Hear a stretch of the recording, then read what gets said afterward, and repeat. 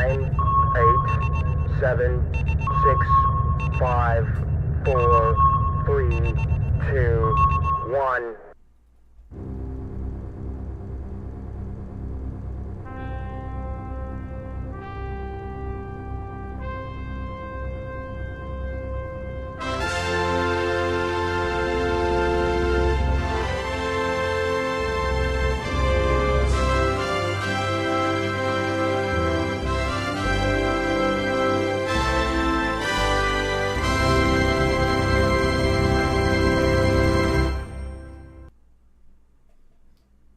That's some cool music. I didn't even want to stop it at that point. Everybody was dancing in the background. I love it. Well, welcome to Interfleet Broadcasting. I'm New York Pete. I'm here with my best buddy, Chris the Tipsy Toaster. Thanks for joining us on our news, pop culture, sci-fi entertainment channel. Full disclosure, Tipsy and I, we grew up watching all the great 70s and 80s TV, movies, and, comic books, cartoons. And that's what we bring to our little corner of the universe here. It's our spin on things, our background, and full disclosure, right, Tipsy? We're big Battlestar Galactica 1978 fans. No, not at all. No.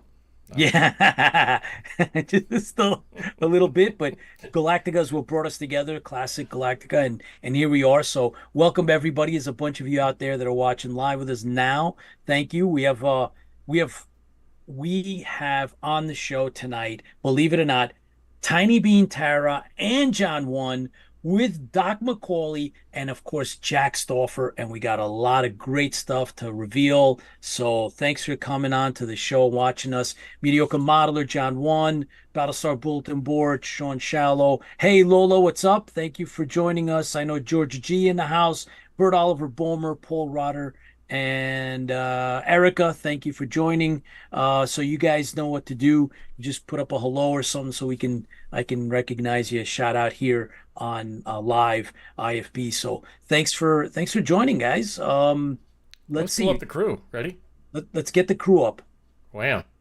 All right. That's a full crew there. Full house, baby. Full house. So we start the show, Tipsy, with our homage to the fans. So you want to? So it is very important that we recognize the fans and the people who create the universes, the people behind the cameras, as well as those people that are in front of the cameras. We really enjoy the genre of sci-fi and everything else that's out, fantasies and everything that's out there. And we think it's important that we recognize the people who really drive those things. And that would be the fans, the writers, the directors, the actors, everybody.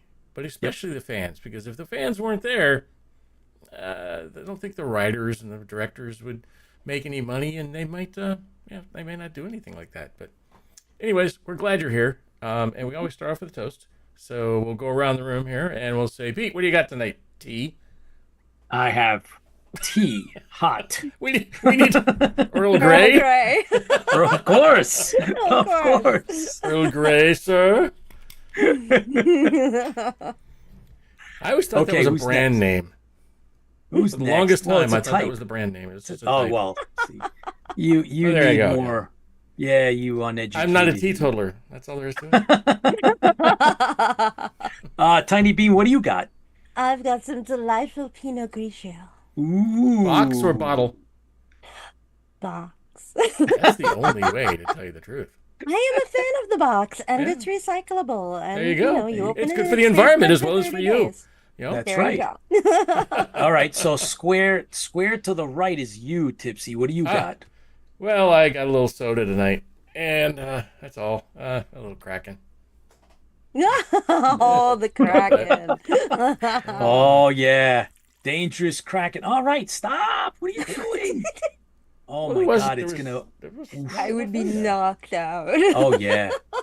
Oh, look. Dun, dun, dun. There you go. Good wow, measure. Okay. A little taste. All right, John sure One. It's good still. I didn't want it would have gone bad, Yeah, of course. I'm John, actually what do you insane because the room I'm in, we're not allowed to drink, so I can't. I tried swinging my beer in, but I got caught. So No. yeah. Water. Took it right before the show went on. It's vodka water. Yes. Yeah. All right, Doc McAuley, it's all you. Oops, I got his audio here. Hang on. This There we is go. I've got a concoction of drinks for tonight. Oh boy. So what I'm starting off with is a margarita ole. It's tequila and lime cocktail. It's the least alcoholic of the beverages that I'll be drinking, and it's 5.2. So this is to start with. Okay. Now, during the show, you'll probably Yes. see me starting to drink this. Think So this it's a is torpedo. gorilla mode. Well, yeah, well, God knows what will come out of me after I drink it. It's a Thunder Punch Hazy IPA. It's 19%. Ah, And it's Sounds pretty crazy good. man. me gorilla, this gorilla chilla, punched like a mountain thunder, no bitter bite. Euphoric taste like sun on face, formidable and majestic like waterfall. Gorilla swing hammer, smash bad time away. This is going to taste like absolute shit. I was ready. I was ready. You were ready. You were ready. As we come to our very important announcement tonight, Yes. this is called Amnesiac. It'll make you It's- forget everything. It's a double IPA and it's 18.5%. Oof. All right. And I don't think there's any no, there's no sort of story to this. I'm quite disappointed The because story is they Well, don't remember. the story is- There was a story, So but they don't remember. As we progress through our evening, Yes. I'm not sure how articulate I'm going to become. So Oh, we might boy. come to our big announcement. I'll just go, "Eh." Hey. That might be it. Well, Oh, hey, that's perfect. we can help you out there somehow. I might be there by I'm then sure too. we can. Oh yeah, yeah, I couldn't yeah. believe where I woke up. I was still on the air at 2 a.m. Yeah, exactly.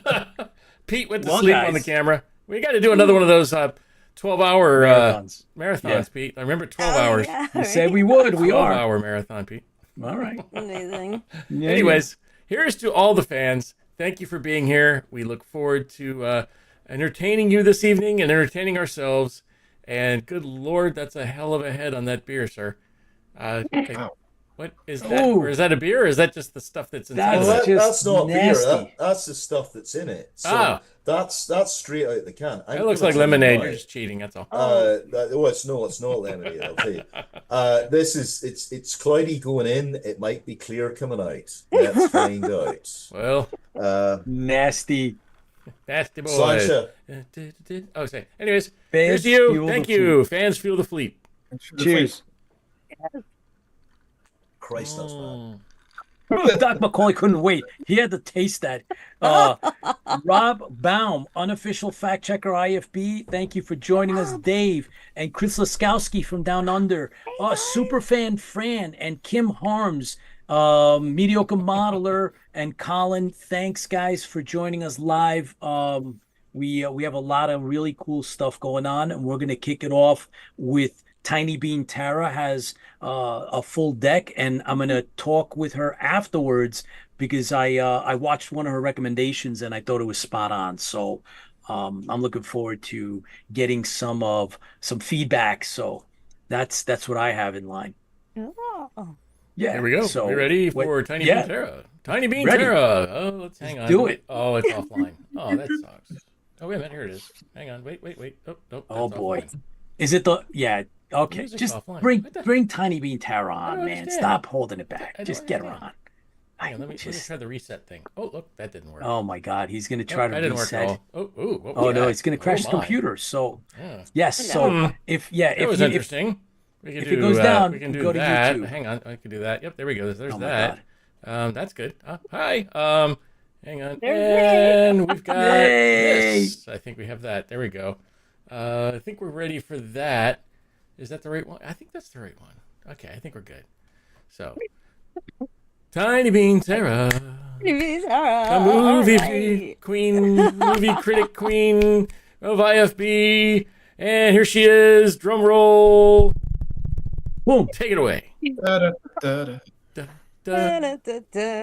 All right. Welcome, welcome, guys. Hi, everybody. Happy August, IFB. I hope you are all doing well. Welcome to Tiny Beans Corner, where we discuss new, old, and otherwise entertaining things for the fleet's potential viewing pleasure. I like to find the things coming soon that I think you guys might enjoy and save you the trouble of wading through all the endless streaming and viewing options out there. September is right around the corner, and that means scores of new releases. I've got a ton of cool stuff for you, so let's dive in. First up, who doesn't love a good murder mystery, right? How about one based on a hugely popular book series and filled with some stellar star power? Get ready for the Thursday Murder Club, coming to Netflix on August 28th. This story follows a bunch of retired friends who like to work on solving cold cases for fun. But when an actual murder hits close to home, they have to use their skills for real. The cast stars Helen Mirren, Pierce Brosnan, Ben Kingsley, Jonathan Pryce, David Tennant, and more. It's also directed by Chris Columbus, who brought us some of the early Harry Potter films. This one promises to be a lot of fun, and I'm sure there will be sequels to follow. So check it out, guys. It will start on Netflix on August 28th. Next up, it is the end of the era for horror fans. The thrilling horror series The Conjuring is coming to an end. The No. final film in the series is called The Conjuring Last Rites, and it will hit the big screen on September 5th. The series has been based on the real-life exploits of 70s and 80s paranormal investigators Ed and Lorraine Warren, who led a pretty interesting life and collected cursed objects through the years to boot. Puts me in mind of Friday the 13th, the series, but I digress. Now, you may have heard the reports in the news surrounding the famous Annabelle doll lately. Oh, Well, yeah. that was one of their cursed objects from a real case. Yeah, so crazy. Now, the early movies in this series were all very solid, hoping that this last one kicks it out of the park. The trailer looks pretty scary, starring Patrick Wilson and Vera Farmiga back as the Warrens. The Conjuring Last Rites will hit theaters on September 5th. Now, here's one I am really excited about. The film The Long Walk is hitting screens in early September. It is based on a very early Stephen King story that was originally written as an allegory for the Vietnam War. Interesting tidbit there. It is not a typical Stephen King horror story per se.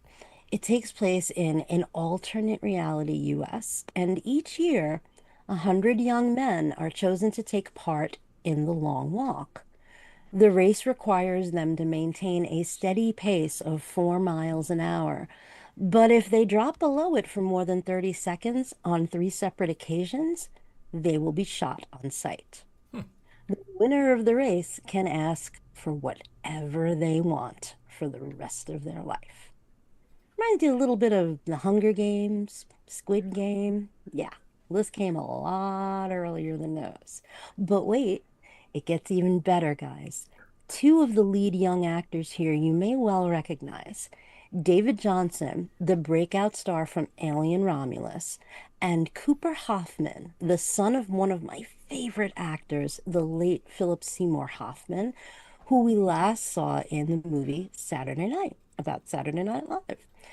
And wait till you hear who the bad guy is. None other than sci-fi legend Mark Hamill.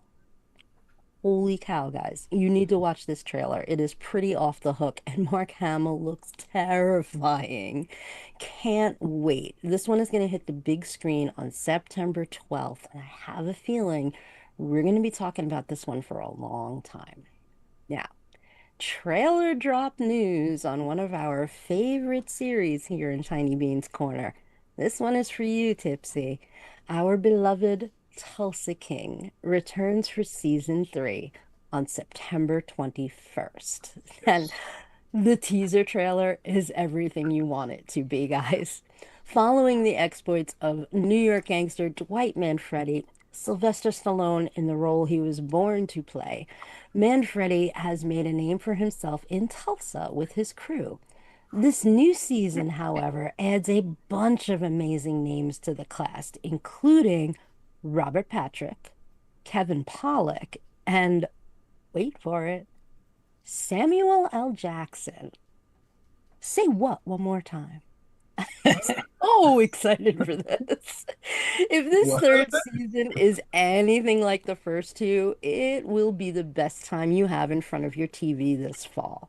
So go back and binge the first two seasons. Tulsa King will hit Paramount Plus on September 21st.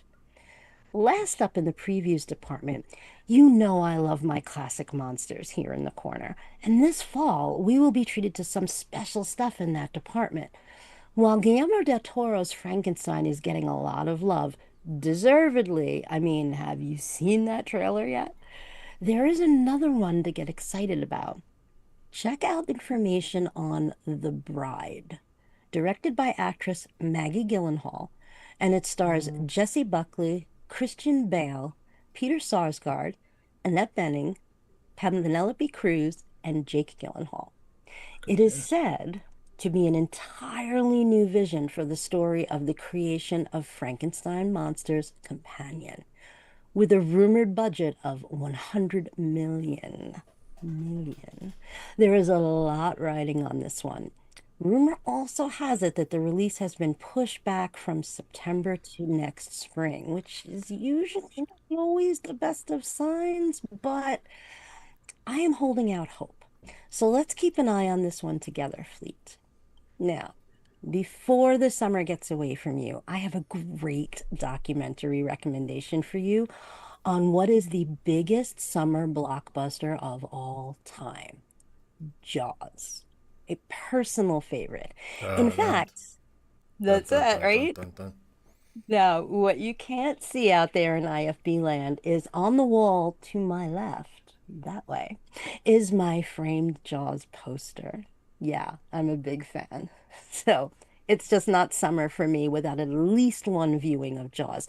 And if you're a diehard fan like me, or just a casual fan of the film, please check out the documentary Jaws at 50. I mean, can you believe it? Jaws is 50. Well, this documentary is an absolute delight. There have been many stories about the troubled shoot that went famously over budget and about 100 days longer than planned, with a mechanical shark named Bruce who, well, let's just say was temperamental. But there is tons more here that you may not have already heard. For example, young Steven Spielberg, who was only like 27 at the time, let that sink in. And he felt that Oh, my God. Jaws, right? He felt honestly that Jaws was the spiritual sequel to his 1971 film Duel, that the discovery of the Ben Gardner boat scene was filmed in a pool, or the incredible description of the last minute change in the camera direction of the You're Gonna Need a Bigger Boat scene. And by the way, that line was an ad lib. There was lots of them. Now, I will not give away any more. There is so much good stuff here, guys. Terrific interviews, great like vintage photos. And if you're a student of filmmaking, nostalgia, or just a fan, you won't want to miss this one. The beaches are open, and it's going to be a beautiful day. Back to you, Pete. Heck Love yeah. it. Oh boy. So I can't believe. So you're talking about Annabelle. I can't believe Matt Rife, who's a comedian, Yeah. he bought the house and has the rights. I think he said he has the rights for 5 years of Yeah. all of the artifacts inside the house. wow. Goodness. I mean, Whoa. It's So that's weird. nice. Keep Martha's them away Vineyard. from me. Martha's Vineyard is having a festival. They're doing a whole 50th anniversary thing. So I'm Yeah. gonna go and I'm gonna check that out and I will Really, I report haven't been to back. I'll Martha's try to get. Vineyard in forever. Yep, I we're can't gonna wait. yep. That So has I'll be always out been a there. dream of mine to go just to see the Jaws sites and where they filmed. Oh So yeah. yeah, take lots of pictures. I will, I promise. So You made a recommendation on a previous show, and it was for Untamed, and it's on Netflix. And I watched it, Is and that I really enjoyed it. Thank refresh my you. memory? Is that the one? I might be watching the, it too. The he's- Eric Bana one I'm horrible. They're out at in the national park. Yosemite. Yep, yep. Yeah. I've been watching that one. Yeah, Yeah, yeah, yeah. It's great. It is I good. really good. liked it. it is good. I liked it a lot. Yeah. Yep. I'm hearing that they are gonna do a second season. Yes. So Yes. very, very happy for that. Now, Oh, absolutely. for all Yeah. of you cheesy sci-fi fans, I have a recommendation that Tara probably would never recommend, but it is available on Amazon. It's called Star Crash. It is. Car crash. Yep, go ahead, look it up. You guys will have a That great is time with it. amazing. It is cheesy as can be. It's 1977. I remember seeing it on VHS, Yep, Oh, it is but like available. back in the 80s. It's available. after it so came out. Yeah. There's your vintage recommendation from the Tipsy Toaster. Oh, So Star love Crash is it. available on Amazon. So you go look it's up on Star Prime. Crash. Oh, Yeah. cool. I'm sure I It's saw just- it back in the day. It's a but lot I'd of love fun to. just to watch. Like, oh my gosh, Oh, cool. Very how far cool. we have come from then. The Yeah, 70s. yeah. Well, But- thank you, Tiny Bean. Yeah. And there's a lot of chatter out there. I saw Yep. Baz from Down Under is on, and he's always sending you likes and kind words.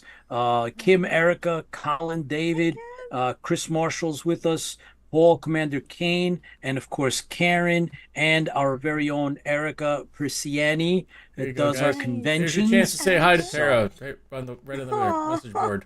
Thank you guys for jumping on and being with us here live. We appreciate all of you here now and those that are watching later. And we appreciate Tara and her segment and great recommendations. Mediocre modeler, always. save yourself. Don't watch Star Crash. Don't No, watch Star no, Crash. Watch it. Yeah. Yes, Hasselhoff before Baywatch. That's Yes, right. it is. Wow. I forgot to mention Oh, that. yeah, Hasselhoff is yeah. on there. Oh, amazing. That's right, he is. Oh, I have to see this. Yeah. Yeah. It's one of those B minus movies, but it's Minus. 70s and yeah, I Yeah, remember. you It's definitely have the feel of the 70s. I mean, it's Oh, yeah. 70s Doctor Who films quality of PBS. So The best. yeah, it's a lot of fun. Amazing. A lot of fun. So, are you saying it's the same level as like the old Hitchhiker's Guide Oh, yeah. from that time period as well? Because Yep. yeah, that was some It might really, be just really great tad special bit- effects. yeah, they may have filmed it in, not in 30 frames per. They may have not filmed it in 30 frames, but they filmed it in 24 frames, so it looks cinematic. But it's not. Yeah, it does. It does, but it's all cheesy. Yeah. Oh, yeah. Well, thank you, And, Tara. and for all of We you look forward to other your next people out there, visit. there's a heck of a fight scene in there that you'll love. But I'll just leave it at that. Can't wait. Mm-hmm. Oh, thank you. Well, thank you so much, guys. It's Yes. such a pleasure to be here. Always as great to have you on. My Nice to see you, IFB Tara. family. Yep. Thanks, guys. Thank you, Fuel Tiny the Bee. fleet. We'll see you soon. Cheers. Cheers. Woohoo, that was good. All right. Well, now that we got that, we also have with us John One, and Yep. John One is going to get us So I actually all I've tried to work psyched something out for here. Keep some of talking. the I'm gonna other try something. the other side, the other picks that and genre news and the like that he's kind of brought together. I like what John curates a whole different. He brings his own little twist to the news and the current stuff because John's all up on that. And John's been doing the circuit, going to conventions, posting stuff. So make sure you tune in so that you can stay on top of John's going to Dragon Con, in other words. So he's going to be giving us hopefully some great updates, a little bit of video from Dragon Con. There it So you guys stay tuned. And Working on whenever it. Hang on. Tipsy's You ready, see me bring him. Yeah. All right. Cool. over here. I'll I'll get it let's there see. sooner or later. Yeah. I'm just chasing flies. Sooner or in here, later. that's all. All right. So it's Yeah, give me no 1 second. kidding. You can talk to John. Just talk to John for 1 second. I am trying Well, something yeah, new tonight. bring them up. But I'll tell you that Lola says sometimes B movies are great. I totally agree. Sometimes, and all I the know time. that There's all the John time. there. Yeah, John. Look at that There one you go, done. John. I know, John. You have a weak spot for B movies. You and Tipsy, man. Me and Tipsy have to do like a review again one night and just like go into like the best B movies top 10. You know, I thought there would be something cool. So we're not allowed to. Let me pull me up too here. I thought something might be cool. We're not allowed. I haven't run this by Pete yet, but just one night, just to have some fun. If we pick something on, let's say, Amazon, and we say everybody meet up on Zoom, which I have a subscription, so a lot of us could meet up on Zoom, so we could all have a big get together on Zoom, and we all press play at the same time and watch it off of Zoom onto a phone or TV or whatever else, and then just have a conversation. We could have our own Mystery Science Theater 3000 thing going on. Well, I think we could do that as part of a 12-hour marathon or maybe that'd be a cool. 6-hour That's and we just you're right. we incorporate exactly. that 12-hour marathon would be right- fantastic. right in the middle. And we should do it by votes. So we'll have Well, I think all we should IFB do at least 2 of those, and at least one of them we have the fans pick out, our followers or us and everybody else pick out the best episode for Battlestar Galactica, and we hit play on that one and watch that. Yeah. We can do that, and once we can do that live, and we can broadcast it, but we just can't broadcast the video. So that's the cool thing, is at least we can sit there and we can all sit there and watch the video and have conversation. Yep, I think that's fun. a good idea. All right, cool. We do All that, right, so we do that like once every quarter or something, and pick oh something my like, God, what? Bert Oliver voted for RoboCop. Ooh, which one? Oh, see, Yeah, see remake what you started, Bert. Bert, you Which one? started. Okay, you gotta Right. gotta tell us which one. So you guys put some up, man. Let's see. What do you guys think? Some recommendations. It's got to be 70s. Let's start with a 70s. Rollerball. Yeah. Well, Oh, now, well. the problem is it has to be something that everybody has, pretty much. So a lot of us Right. have, a lot of us have Netflix. A lot of us have Amazon. We'll have to pick a thing that everybody kind of has close to it. Maybe Freebie. Chris Unfortunately- Marshall says Robot Jocks. I remember that one. Oh, we had him on the show. He talked about it. Yeah, we talked did. about All right, exactly what so it went through. So that was kind of cool. okay, so let's keep it going, guys. So this is what we're gonna do, and we're going to Logan's Run. Lola says Triad game. We go play Triad. That'd be We once upon a time we said we would do that. We would play Triad on IFB. Triad. We can't play Triad. We can play Pyramid, Pyramid, but we can't play Triad. Pyramid. I am Yes, not Pyramid. dressing up in the little weird thing. It's not me, man. We You don't want to. play- Nobody wants that. Nobody So- wants that. so we can actually. That's another one that we kind of let fall to the wayside. Yeah. So let's try to keep these things in motion, guys. And I don't know. I mean, anything's possible. So I think that's a great idea. That'd be fun. That Yeah. smart people. Triad is so according to Battlestar Wiki, Tipsy, Triad is like a poker card game. That's But only that's- for the That's from the reimagined. reimagined. Yes. Right? So the reimagined, they called it They call it Triad. Triad, and then Yes. they So, flipped it. which is right. Okay. So just to be clear, yes. the card game. And all right. So let's bring But on actually, John. the funny John, thing is if we could get our next week's guest on to donate a set of cards, because they do have them. they do have them. They actually right. asked us, which I thought was amazing. They actually asked us if they were somewhat accurate. They actually sent us an email and said, "Hey, is this what it looks like?" Westworld. That's right. Is he coming on next week? Or I thought he was on the 21st. I love Either one, Westworld. I'm okay with. It just, I don't know, I think- he said he's on the email he wrote back. He said he'd be on next week. So I don't know. Who do we have next week? Do we have somebody I need to boot off, or do I need to tell him to go to a different week? yeah, you have a costume director. It was worked on Star Wars, Pacific Rim, and a couple other things. All right, so Okay. we can let's merge them, right? Yeah. So we'll have Yeah. entertainment come on in the Got first so many hour, and then people. we'll have the our guest the second guest come on at nine after 9 o'clock. All right, I could just switch the dates, but I put Yeah. on Either way, 21st. All right. I mean, All it right, so depends let's do on, it. you know, how they get upset if we change dates sometimes. So Yeah. if they So don't just get make upset, sure. if they're not upset about it, then yeah, we can change Yeah. If dates. not, otherwise we just change their times and we'll give one 8 to 9 will be one slot, one guest, and then 9 to 10 will be the other guest. And this way we can fix that.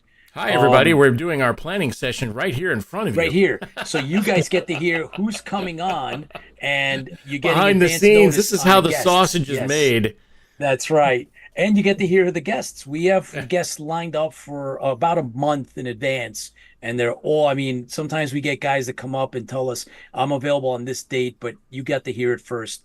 John, you ready to go? You ready to rock? I think I'm I'm ready to ready go. for John to go. Maybe? Okay, bye, John. Oh, just kidding. Not that kind of go. Okay, so here we go. There's that. I know that part. And you got to give me a second, John, to bring up the switcher in the background. And we're ready to go. Go ahead, John.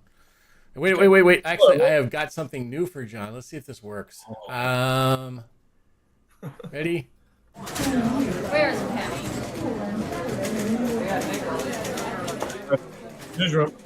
Yep. There we go. I'll put that in the background for you, John. This just in. Go ahead, John. This is everybody fresh off the horn. I have some news and coming attractions for you. First up is Weapons from director Zach McGregor. He directed a movie a few years ago called Barbarian, which really, if you've seen it, really freaked you out. That movie was really scary. So if it's anything like that, you're gonna be in for a surprise for a scary movie. It's about a student class, and everyone but one student wakes up at 2:19 in the morning, walks out into the street, and they're never seen again. So everyone starts blaming the teacher and going after her, and they want to find what happens. So coming attraction and some of the trailers are pretty good. That's out to the theaters tomorrow on the Weapons. The female is the girl that plays the Silver Surfer in the current Fantastic Four movie. So looks scary, looks fun. So check it out in theaters. That's coming out tomorrow. That's Weapons. And what else? And I guess some teachers will like that. Some of the teachers I know probably wouldn't mind wake up in a class. But I know my teachers would be happy if I never came back. So check that out tomorrow. And this upcoming movie is a nice break from Jurassic Park. Primitive War. It's set in Vietnam in 1968. It's about a recon unit known as the Vulture Squad, and they're sent to an isolated jungle valley to uncover the fate of a missing Green Beret platoon. And they don't find the Green Beret platoon, but they do find dinosaurs that try to kill them. So these soldiers have to fight their way out of the valley before the dinosaurs eat them all. Yeah, it's based on a graphic comic, another one, but it looks pretty fun. So that comes out on August 21st in theaters. And returning series now is Wednesday. Returns to Netflix for a second season. The two parts half will be on now. That came out the 6th. And the next 4 will be on September 3rd. So Wednesday comes back, starts investigating a murder mystery. And there's some good actors in it. And it looks pretty fun. So it's a fun summer series to watch. And that's on Netflix now. So check it out. And now what we have all been waiting for is Alien Earth, which is premiering on Hulu and FX, I think, next week. Was it the 14th? This is a series of slick and scary, like every Xenomorph should be. It's a prequel to what goes on in Aliens. And according to the coming attractions, there's probably going to be 2 companies, and they're going to find out, explain synthetics, how the aliens came about and what they're doing, and how Weyland-Yutani became the dominant company. So that's going to be really fun. It's going to be a good series, and the reviews are unbelievable for it. So looking forward to that. That's Alien Earth. I think we'll experience something new. So it's going to be a good series, a lot of canon, and especially as a prequel series. So enjoy it. And so I'm looking forward to that. And what else? That's always good. I'll enjoy episode, and I understand episode 4 and Alien's going to be really good. It's going to be some monsters in it and scary, and it's going to be a good series. So enjoy it. And if you haven't seen the first season of this series, you are missing out. John Cena is back for the second season of Peacemaker. That's a DC series. He was in Suicide Squad. First series was funny. Second again is returning characters. Hawkgirl's going to be in it. Guy Gardner's going to be in it. And this was a really fun series. So it's pretty funny. It's adult action. So that's going to be on HBO Max on August 21st as well. I guess James Gunn was waiting to see how Superman was going to do. And now he's bringing all the series back. So that series occurs at the events at the new Superman movie. So it's probably going to be the news canon. That's August 21st. Amazon and Apple keep putting out great series. The developers of Fallout works to bring a Wolfenstein TV series to Amazon. Ooh. If you play Wolfenstein, that's pretty fun. So that's also would be in addition to the other series they're working on, God of War, Mass Effect, and Warhammer 40,000, which they're still working on. So we're still going to wait for that to come out. And we'll keep you updated with more info when it comes out. Also, Hostel series is in development from Peacock. You know, the movie Hostel. When rich people pay to kill people, that's going to be coming out on Peacock later this year, and that's going to be with Paul Giamatti. He's going to be a bad guy. Giamatti will also be the bad guy in the new upcoming Star Trek Academy, and that's him right there. So, oh boy, I don't know. I've heard about this new Star Trek Academy. I hope it's good, but we'll see. Yeah, it's good. And now out. Jaws turns 50 this year, as you know. And if you haven't seen it on the big screen, here's your chance. On August 28th to September 4th, check your local movie listings. They'll be showing special screenings of Jaws in the movie theaters. So that's going to be pretty cool. I might go take my kids to see that too when I get back from Dragon Con. And the Booster Gold series is in development. That's for HBO. The time travel hero will get his own series. And Spider-Man Brand New Day is being shot now, and here's a picture of Tom Holland on a truck. So that's going to be good. So Punisher's going to be in it. I think Nick McKean's going to come back in it as the Vulture, but that's speculation. We'll see what's going to happen. And that's it for all. I'm going to get ready, and I'll be going to Rebel Scum Con in Texas. I'll be leaving in a little while on a plane to go to Texas and check that out because it's the patch I want to get. And I decided to go, so what the hell. I'll go see Katie Sackhoff and some really cool Star Wars people. And that's going to be in Dallas, Texas this weekend. So I'll send you guys some pictures. That's cool. Oh, absolutely. Oh, we're looking forward to that. So, John, I don't know if you heard about this, but Historic Newspapers is actually putting together a special of Star Wars Los Angeles Times edition. And they're collecting all the articles about Star Wars, and they're binding it. Cool. They're putting it together. And it's out now. And so I contacted them and said, if you put together a Battlestar Galactica 1978 version of that, we will be at your disposal, and we will help you promote. We have over 30,000 fans. Wow, most of those, if not all, are Battlestar Galactica fans, and we would love for you to consider that.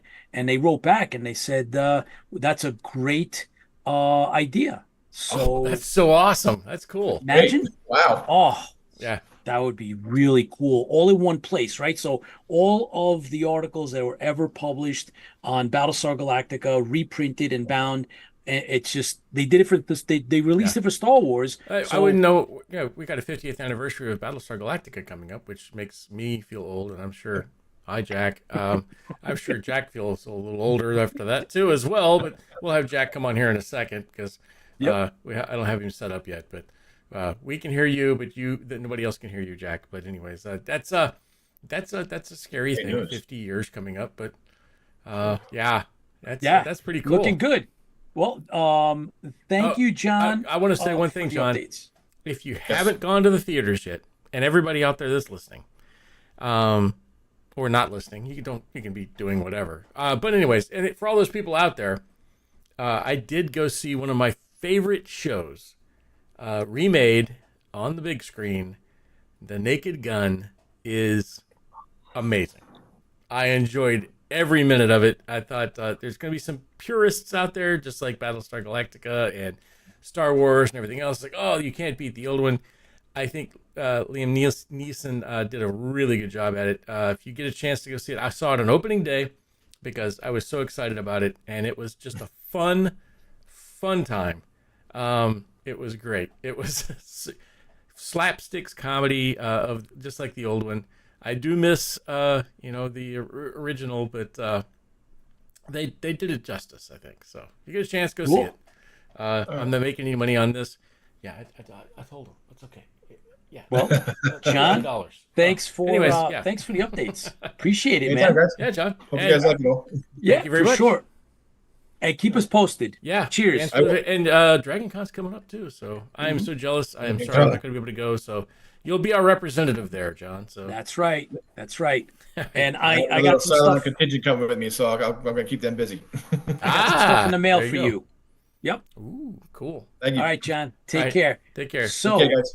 in the meantime, as you fix the transmission, you can pull up Doc McAuley, and we can do a little intro for the special guest tonight. We're bringing back, of course, none other than Jack Stauffer, actor, theater director, etc., etc. And we'll have him come on, and we're gonna, talk, reminisce.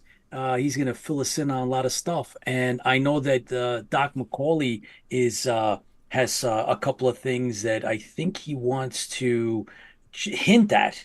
So maybe this is a good time as you work your magic there, Tipsy. Oh, yeah. Okay. Hang on. I- Give me 1 second. I'll get Let's Jack see. on first.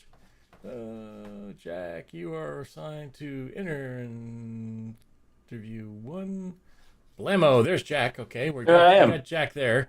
Now I just need to get Jack on the screen, which is always the fun part. Jack's looking good tonight. Absolutely looking good. Isn't he? Every Look night. at him. Come on. You got the lighting going. He's got Yeah. everything going there. Wait till you see him. You guys are going to be Give me pleasantly 1 second. surprised. All right, There you go. so There's Doc McAuley and that's not even working right. Oh, you broke the system already? Doc moved. It's a bit too. Hold on. Give me There 1 we second. go. I got to move everybody over a little bit. So All right. Give No, me a second. he's Tipsy's too much soda, not enough cracking. Yeah, That's that's what the true. bloody problem Probably is. true. So That's the it. truth. Yes. I promised Jack in a text message we'd bring the beer tonight, that we would get him a beer. But I yeah, hope so. right. But yeah, how great it is to have Jack on. I mean, I Oh my love God, it's every so time cool. we have Jack on. It is awesome.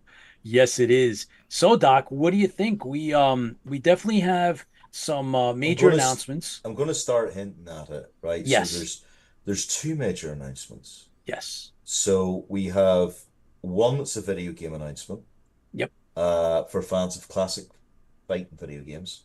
Yep. And the second one, which is a little bit more important, is about the full reveal of what we've been doing with Glen Eric Larson. Yes, that's right. And there's been lots of scribbling of contracts. Yes, there have Lots been. of things going on. And I thought it would be the perfect time when we have Battlestar legend Jack Stauffer on, that we would announce this. Yep. That is a good idea. Yeah, I thought Yeah. that would be perfect, right? Now I'm going to Agreed. I'm going to leave everybody hanging Yes. until later on, because we're going to bring Jack on now, and we're going to Yes. listen to some of Jack's stories about Hollywood, about Battlestar, about experiences he's had in his life. I had the privilege of being on the phone with Jack last year, and we talked for about 2.5 hours about all the work he's done. I have been fascinated by certain parts of Jack's work, and mostly the musical stuff. Really fascinated by that. But I mean, it's rare you have a performer who has straddled television. He's done commercials. He's been a legend of the stage as well. And we're very privileged to have Jack on. Absolutely. And, yeah, so let's bring him on. Experienced director. Yeah. So, if Tipsy, you ready? I got him. Hang on. All right, cool. There you go. All right, there he is. All right. Jack, welcome back. Yeah. And first of all, the pleasure is mine. As I've always said, don't say it's a pleasure to have me on. The pleasure is mine that you guys still remember those of us who've got one foot in the grave. We love you guys, and we really appreciate it nonetheless, Jack. So welcome back, and let's let's dive in, man. You have such a wealth of knowledge when it comes to the industry, and it doesn't matter. There's things that change, Jack, and there's things that don't. Right. So the medium has changed, right? We talk about the digital stuff and sometimes they change the titles a little bit of certain technical things that are done and some of the people on set. But at the core, it's still the same. Entertainment is entertainment, and it's a shame that we don't actually listen and learn from those that have been around like yourself. And so open mic, Jack, it's all you now. Well, it's when you're talking to somebody who's my age and go back to the beginning, it's a different world. I happen to be watching on Netflix Titans, which is, I don't know if you know this. This is a 6-part miniseries on the beginning of the film industry, and I thought I knew a lot of this stuff, and I'm amazed at what I didn't know. And I would recommend it to somebody. 6-part miniseries called Titans, just on how film got started. And I mean, it's I just throw that out there for viewers. But I mean, the industry that is today is nothing like the industry that I knew, and things change. But I come from a different era. I mean, it literally is, talking to somebody who, went around town on a horse, and somebody goes around town like the Jetsons. I mean, everything has changed. But the only thing I can say is that, from an actor's point of view, the process hasn't changed. What I feel, and I feel very strongly about, is that the process is getting lost into the technology, and the industry and the entertainment industry is now more about the technology and the special effects, and less about story and character. And I think it shows very much on what will stay in a movie theater, and what is gone after 2 days. I looked at the Oscars last year, and I can't remember one movie that was in a theater more than 2 days. But you can put Fantastic Four or another remake of Star Trek or anything Marvel, DC, and this is what the kids watch these days, and that's what stays in a movie theater. And I'm pushing 80, and I laugh because I caught a little bit about the gal was on earlier talking about Jaws, and I remember when that movie was made. I mean, it was, and I would absolutely recommend it is the 50th anniversary of Jaws, and it's an extraordinary film. And I would tell everybody who goes to look at that again, along with that, there's an 1.5-hour documentary that Spielberg made about where he talks about, and with Dreyfus and people who are still alive, and there aren't that many people still alive who were in that film, but how, from his perspective of how that film was made and how he was sure his career was over before it started. So if you do go back and watch Jaws again, which is an absolutely brilliant film and an extraordinary showcase of how brilliant Spielberg was to make that film when everything went wrong.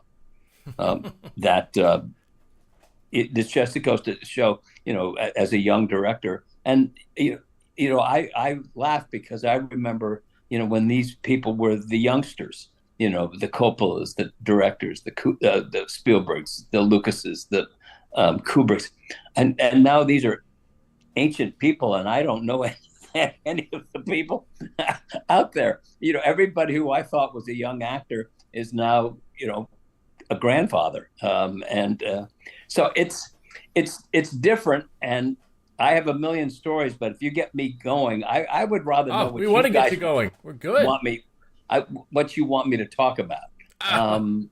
It's, I mean, if anybody has questions, I've kind of gone through everything Galactica wise. Yeah. All right, Jack, we but got we've one. got some We got a good questions. one. All right. We got a good one. What guest star appearance was your favorite from Rob Baum? What guest star appearance? Well, Yep. oh boy. Well, it doesn't have to we be tripped one. him It up could on be the first more than question. one. Yeah. I would probably say the How the West Was Won. Really? Because it was so fraught with peril. Oh, really? And you guys know that story, right? I don't know if our fans know that story. Exactly. It's the famous horse story. Oh, tell us the famous horse story. Yeah. I may have forgotten it, and all right, but I think it's so much fun to listen to these. All right, so stories that you have. This is okay. So now this is right in the middle of Battlestar Galactica, and my entire career, and I go back to the beginning. I was, never the guy who got the girl. I was never the romantic lead. I was never the villain.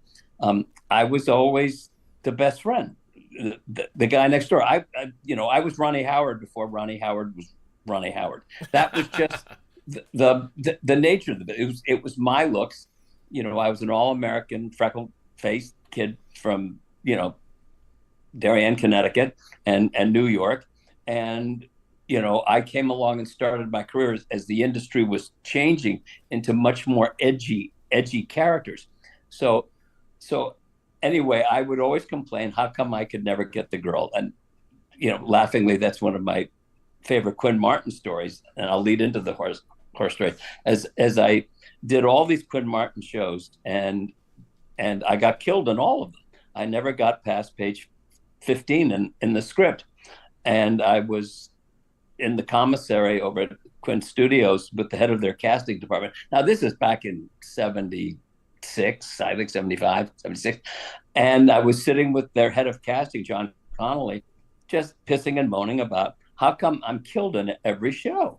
I mean, can't I get the girl? Can't I be the hero in every show? And what I don't know is that behind me, walked up behind me in the commissary, is Quinn Martin. And I feel his hand on my shoulder, and I turn around, and there's Quinn. And I go, first thought that went through my mind is, I will never work in this town again. And Quinn looked at me, and she said, Jack, he said, I will always have you in my shows because I think you're a good actor, but no, you will never get the girl. You will never be the hero. You will never be the villain. And I'm going to tell you that straight out. And I said, why? And he said, because you're the best damn victim I ever saw. Oh, wow. That's awesome. So that's so cool. And out of that, 3 weeks later, came this package in the mail with this 11.5 by 16 photo, beautifully framed, of me. And this is from Streets of San Francisco when I washed up on the shore. It was either Streets of San Francisco or Barnaby Jones, washed up on the shore. And Carl Franklin, he was an actor then and went on to be a very good director. He's leaning over, pulling me up by my hair out of the water. So, I'm dripping wet and covered in sand, and you see my face. And inscribed in it is, Jack, doing what you do best, your friend Quinn Martin. Inscribed down. So I mean, so now, again, coming out of Battlestar, and this is the famous horse story comes really tied into Battlestar, because this was now a 2-hour episode of How the West Was Won with Bruce Boxleitner and Katie Holcomb. And the director on it was a dear, dear friend of mine, Ralph Sinensky, who was an Emmy Award-winning director for the Waltons. And this was the last show, I think, of that season. And interestingly enough, as I get to this, it's so immersed in other stuff. I was shooting Battlestar, and I told you the story about, I was only there as a guest star doing the 2-hour show. And when Quinn called me in and said, I want to keep you on the show, I've told you that story. And I said, he said, but I don't know what to do with you over the next couple of episodes. And I said, you can't do anything because I'm not available. I was, you were either working all the time or you were never going to work again. And, but I was booked to do How the West Was Won directly after Battlestar. So that solved the problem. So now, how did I get How the West Was Won? Well, this was a great script about pirates and doubloons and I played the adjutant to this very wealthy estate owner after the Civil War. And I was in his company in the Civil War, and I'd been injured. I limped, and I was in charge of his stables and everything. And this episode was put in a huge part for Katie Holcomb in this episode, who was an extraordinary horsewoman. And they never used her in that, capacity a lot. And she complained a lot. So this script was written with her in mind a lot, to be a love interest. And the love interest was going to be my character, right? Whoa. And so when Ralph Sinensky was hired to direct it, he said, "Boyd, I know the actor who can play this. He's bitched at me for 20 years that he never gets, to get the love story. He never gets the girl. Do you know him?"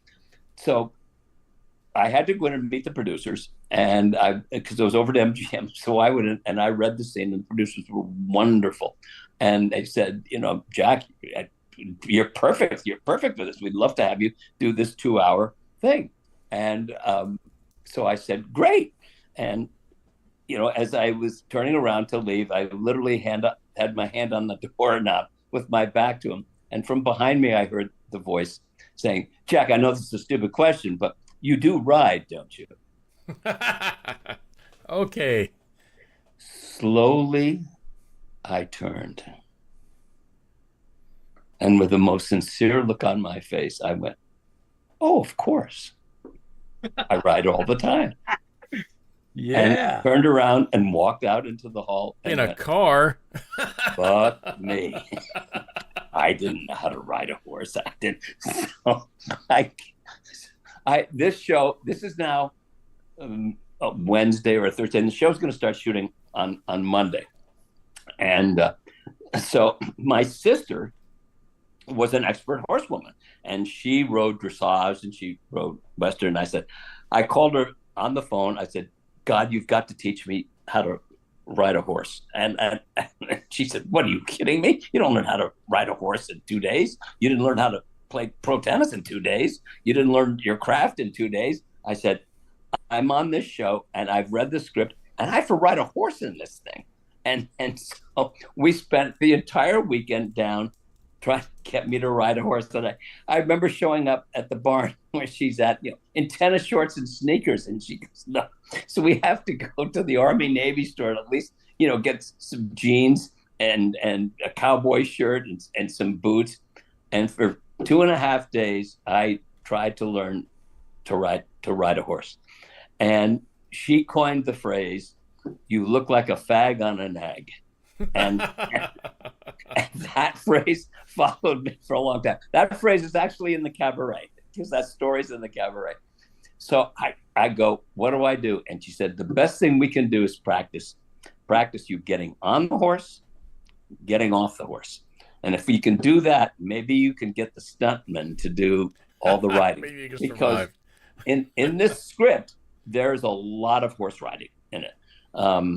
So because I looked at the script, and the script has those galloping over hills, and we go out and we have a picnic, and that's where the pirates come and get us and knock me out at the picnic. They actually knocked me off my horse and all of this stuff.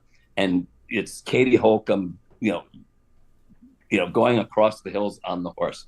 So now I show up on the set the first day, and I am saved by divine intervention because it's raining. Oh, It's raining, which means, because they always schedule the action stuff first. So we were supposed to go out to Malibu Ranch where we filmed all this stuff, but we couldn't. It was pouring rain. So we went to the studio and did the interior, started doing the interiors, and it rained Monday, Tuesday, and Wednesday. And so I shot all my interiors, scenes in the mansion on Monday, Tuesday, and Wednesday. So when Thursday came around and we went out to the ranch, I thought, I don't know if they can fire me now, because I was pretty sure the minute they saw me get on a horse if we'd gotten on the horse on the first day, they'd probably fired me. But I didn't think they'd recast me because we've shot everything indoors and we're not going back indoors. So I go out there and with all the wranglers and everything. And so I do the scene, in the corral with Katie Holcomb and the hand touching and everything. And we could see the sparks and the love. Now it comes time to get on the horse and go out to our picnic. So I go to the horse and the horse knows, the horse knows. And read your because mind. I walked in and the wranglers are all there. Now, you have to realize that all these wranglers are going to be playing the parts of the pirates because you need a lot of people on horseback chasing us. And so all these stunt people are there with jobs and, been provided to them because they're supposed to chase us. And I look at the horse and the horse looks at me and the horse goes, no, you haven't got a prayer. So I go and I know enough to put my left foot, in the stirrup, and I go to swing my right foot up and around, and the horse starts to back around to the right, moving its ass around to the right. I can't get on this horse. And all the wranglers are going, what's this guy for? This guy doesn't know how to get on a horse. This guy doesn't know how to ride a goddamn horse. I don't understand that. And it becomes obvious very quickly that I don't know how to ride this horse. So finally, after trying to do this on 3 or 4 takes, they hide a wrangler behind the horse to hold the horse still. I managed to get up on the horse and into the saddle. And I'm there in the saddle with my hands on the reins because my sister taught me how to hold the reins. Right? And now it's, the script calls for us to walk the horses out through the corral, through the gate, and out to the pasture where we take off. So I figure I can get all the way out through the gate, right? And then I'm just going to say, for all the galloping, I'd feel much more comfortable if the stunt person would do this and Katie'd have a much more fun time. And it was the only way I could think of to get out of it. So we roll the camera and Ralph Sinensky says, action.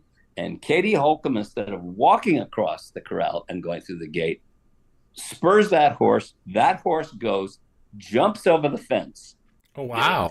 And goes tearing across off the meadow. Now, that horse is my horse's best friend. Oh, right? no. So guess who follows that horse? Right? Whoa. My horse goes tearing across the corral, goes over the fence. The horse goes over the fence. I do not go over the fence. I have now gone off the back of the horse. Oh, wow. Come down on my head in the dirt in the corral and knock myself practically unconscious, right? And everybody comes running up to me, and I'm expecting, Ralph around me, and I sort of blink and I raise my head up, and I think Ralph is going to say, "Jack, are you all right? I mean, God, you took a terrible fall. Are you right?" That's what you expect him to say. Ralph looks down to me, goes, "You son of a bitch! You lied. You can't ride a horse at all." And I went, "Nope." So now we have to change everything, right? You can't change the script, but there's no way I can ride this horse, which now throws a bunch of these stunt wranglers out of work because that chase isn't going to happen. We decide to put us in a wagon, so in a buckboard. So we do the whole thing. Now, instead of galloping across the hills to this picnic, we are going in a buckboard. And the maddest person on that set is Katie Holcomb, right? Who is really pissed off that she doesn't get to do all the riding scenes. And the picnic scene, right, is ends with a kiss. And that is the driest, most hostile kiss I have ever had in my entire life. Katie Holcomb was absolutely furious at me. And if I've seen that show and I've seen that scene, and you could see it bleed through. So in the end, where the pirates, capture her, which it's called for, they come riding up next to the buckboard, and the head stunt guy on the horse, he's supposed to pass the gun behind my head, and I'm supposed to jump out of the wagon and fall on the ground. He hits the shit out of me. Oh my gosh. Yes, because his brother was supposed to be in the chase, and he's now lost a day's work, 2 days of work because I can't ride a horse. So Wow.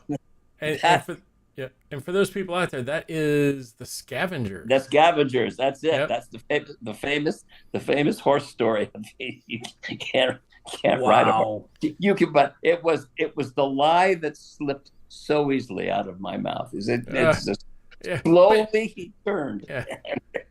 And can you ride a horse?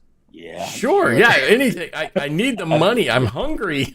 Yeah. The answer is always yes. Is what I heard. Anyway, but it was because it was during that thing. I remember that we were out at Malibu Ranch, and Universal came out because we had to do. There was looping that we had to do for Battlestar, and I actually did it in the bushes out at Malibu Ranch. That's how far behind Battlestar. What's looping? Looping was ADR, automatic dialogue replacement. And even when you're outdoors, there is always air traffic overhead, or there's a horn, of course, a plane, something. Yeah, so they call it, Crickets, and it never sounds the same. And I don't think any show that I ever did that had outdoor scenes in it that I didn't have to go into. It was Universal used to call it looping because they didn't show you the picture. You just said the lines again, and they tried to match it. Most of the stuff I did for Warner's and Columbia, you would go in, they called it ADR, automatic dialogue replacement, and you would see the film roll in front of you. And the trick was, I learned very quickly, is do not look at that film or you will always be behind. But you have headphones on and there's 3 beeps in your ear. So, I would look at the film, and the dialogue was, well, listen, we can go to the restaurant down the street and get a pizza, right? So that's the line we have to replace, right? So now if I look at the film and try to match it, I would always be behind.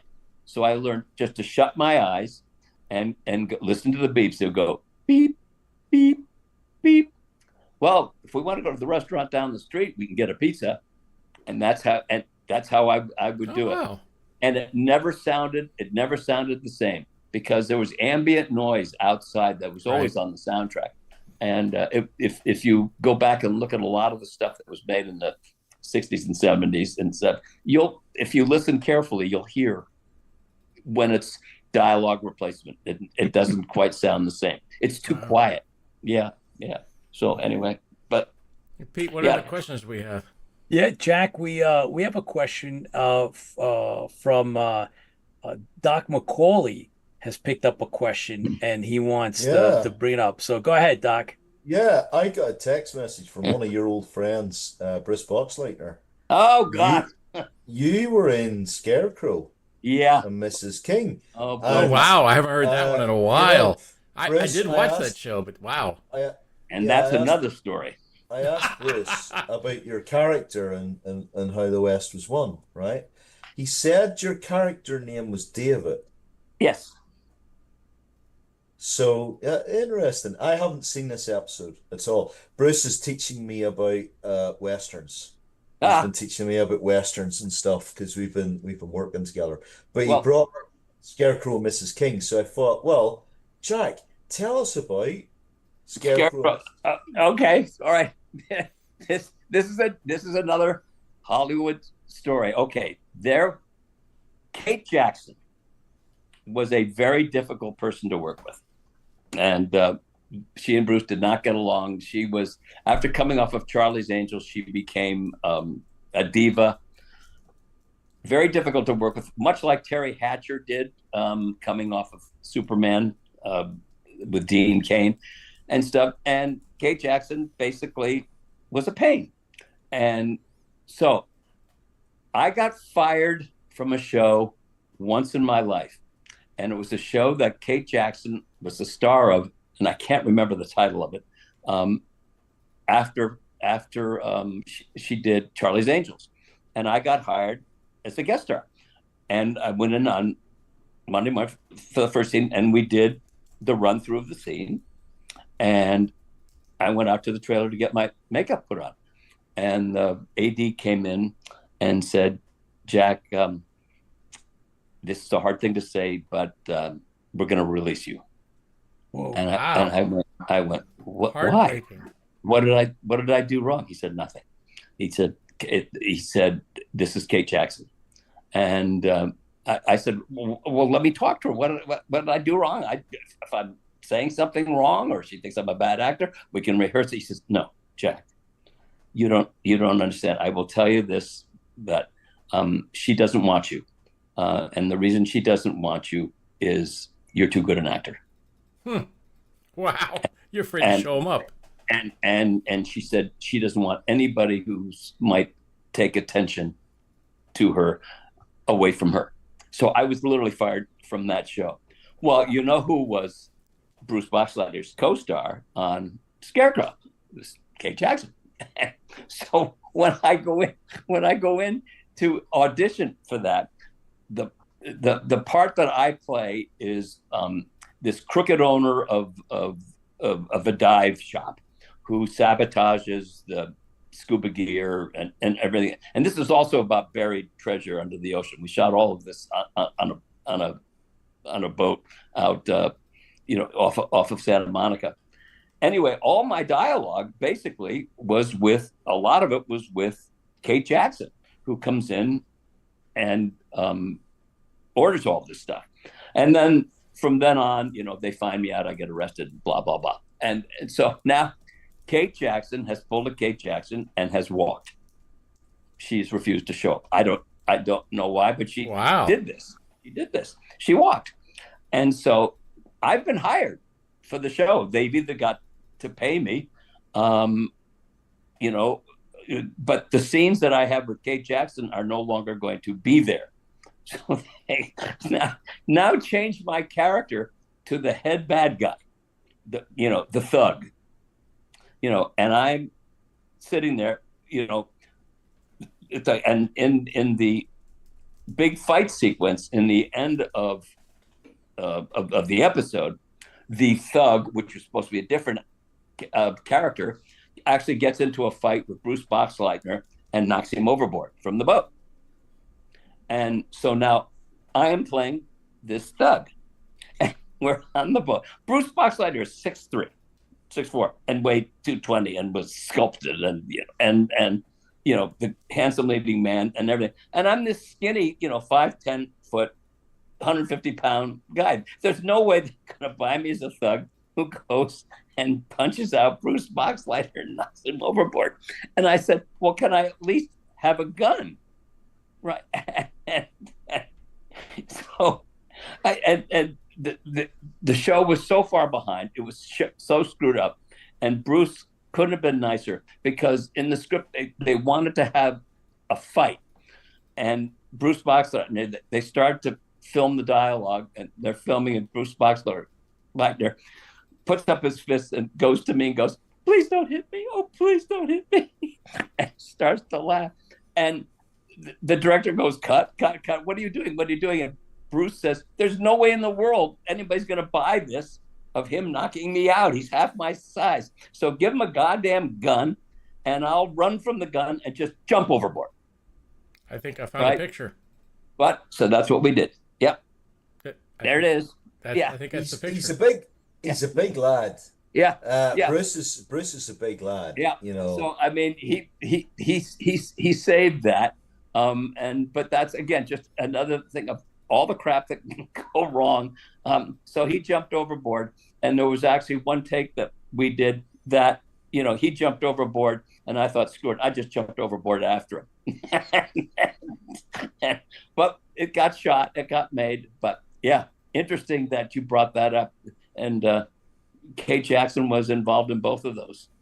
But, wow. Yeah. Well, yeah. There you go. There's another shot right there, right before you go overboard. Yeah. You can see. I mean, it was.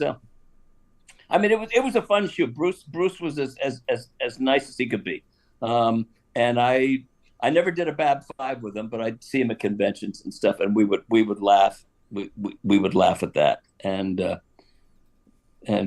yeah. Just a real nice guy. And he's one of the greatest guys I've ever worked with. I mean that sincerely. Yeah. I still work with him. Oh, and he's he's one of the greatest guys.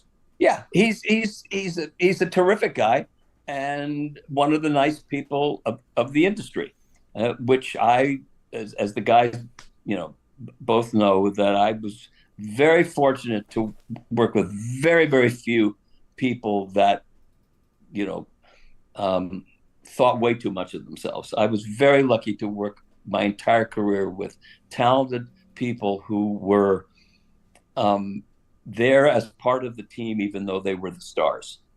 And that goes back to the early days of All My Children. That, you know, people who were willing to, you know, just do their best work and make sure that you were able to do your best work opposite them.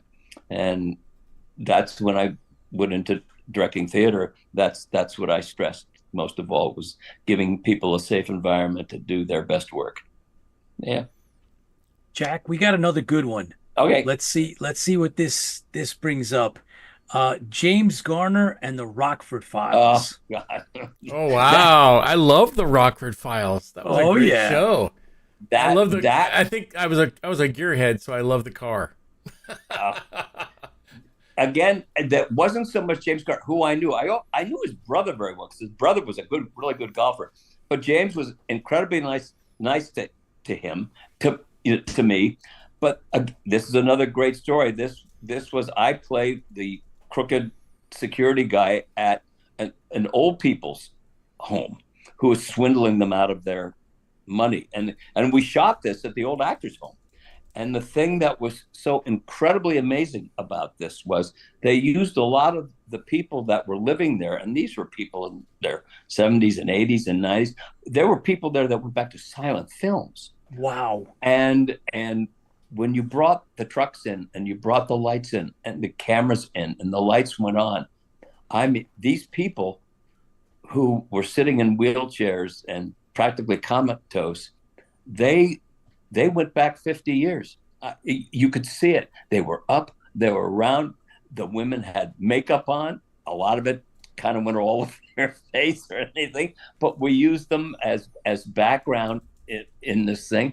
And they were back in front of cameras again. And I looked at these people. I talked to these people. They told me stories about things that they had done. But the person I worked with the most in this thing was Strother Martin, who was the famous, you have to know, Strother Martin was in every John Wayne movie that ever was. He always played the sniveling bad guy, the Wild Bunch. He played him. The Man Who Shot Liberty Valance. He played Lee Marvin's homosexual sidekick, basically. And Strother was homosexual. And he told me, I sat there for 2 weeks on that show listening to Strother Martin stories about John Ford Westerns, about working with John Wayne, and how the story, you know, that he told me was The Man Who Shot Liberty Valance, because he just sniveled around Lee Marvin's feet. Oh, get him, Liberty! Oh, you want to shoot him? Oh, Liberty! And he said, he asked John Ford how he should play the part, and I can't do this on a podcast, but basically John Ford told him that he was, you know, Lee Marvin's, you know, little boy play toy, and that's Gotcha. That's how he played that part. But you know, working with Strother Martin, I was in awe of him, and it was one of the great fun shoots of my life. And you know, going and just watching these old time actors see the lights and see what spark had was just a bare ember in their souls get lit into a huge flame. And wow. Just to be back in the room with the cameras, it never goes away. That show was not for anything dramatic that I did in that show. That show was great fun for me, just to be around these people, who many of whom, you know, were, you know, day players, supporting players in you know, in the 30s and the 40s. Like some of them went back to silent film, and that was when the old actors home was newer and you could get in there. You can't get in there now. I in my crippled condition, I looked at, could I go in there? And there's a 3-year waiting list to get in there. Wow. And Gardner was again just another incredibly nice guy who showed up on time, knew his words. Everything we did was in one take. It was like I said, just another pro. And I was always very proud of knowing my words and knowing that I do not want to do 4 and 5 takes of this. Just do it, the best you can. I've told you about this, that all of rehearsal to me, was performance level. I never rehearsed anything just to get on the marks. I did my homework at home and started at performance level. And so when it came to shooting my close-ups or whatever it was, I rarely did more than 1 take. And Wow. Well, that's how I was trained, and it's something that's gone away. That shows dedication. Well, Yeah, it's a different, like I say, it's a different era, and it's how I was trained. And again, in the times that I've been on this show, and I've told you that I think my generation of actors was the last generation that was trained, and we were the method. The Brando, the Stanislavski method, and I was taught by Stella Adler. And, they just don't, when the entertainment industry, and especially the television industry, or even the film industry in this country, went from being quality, good work by trained actors to celebrities, running the show, and those attitudes with why do you think so many stars of our shows, you look at the credits and they're all British actors doing American accents because they're trained over there, and we're not trained here anymore. Yep. It is my pet peeve. I really wish they trained. It makes sense. Yeah, but it's now instant stardom now. I have a friend who went to London and saw a play, and there was Benedict Cumberbatch doing a very supporting role in the play, and she met him backstage, and he said, "Well, I liked the play. I wanted to do the role." Huh. Major Oscar winner, Wow. Yeah, and that's what they do over there. It's the work that counts, and whether you have 3 lines or 300 lines, you should approach them with the same attitude. Oh. Jack, we awesome. we got one last one for you. Okay. Let's see, Doc McAuley. What do you got? There's 2 things. Bruce Boxleitner's just come back to me, and what we're going to do is we're going to see if we can get you on with Bruce at some stage, Jack. Oh wow, that would be fantastic. He's just come back to me. He has many fond memories of working with you. Oh, well. He said, he's just said those shows are many years ago, but I have many fond memories of working with Jack. Now, look, Superman's everywhere now, right? But you were on Superman. Yep. You're on Lois and Clark. I mean, we'll not talk.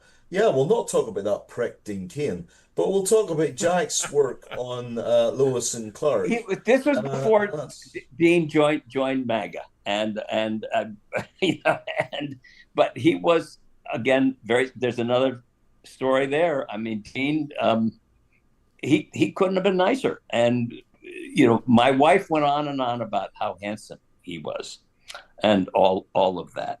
And so my daughter was, I think, 4 at the time when we did it. They came down to the set. Dean couldn't have been nicer. He was in a Superman outfit. We were doing exteriors. It was at night. And he put Sammy on his shoulders and ran around and flew with her and everything. And then the next day when I came in, we were sitting in chairs talking, because he was a big college football fan and I wasn't. We were talking football. And then I said, you ruined my marriage because my wife thinks you're the hottest thing out there. And he says, really? And so he calls his assistant over and he says, bring me a phone. He says, what's your phone number? So I gave him the phone number. So he calls my house and my wife answers and he goes, hi, Katie, this is Dean. You remember me? I hear you think I'm hot. Would you maybe think of Oh, getting rid of your wow. husband?" And my wife's going, who is this? What are you doing? And Dean's hysterical laughing at this whole thing as I'm sitting there. He hands me the phone. I said, "You created this monster." But he was, I mean, that was at a point in his career. I mean, he couldn't have been nicer. And just was a terrific guy who was. It's really interesting because I think I've told you guys when you asked me about, and I have to keep my eye on the time here because I know you got to get. Oh, you're good. You're good. You're good. Okay.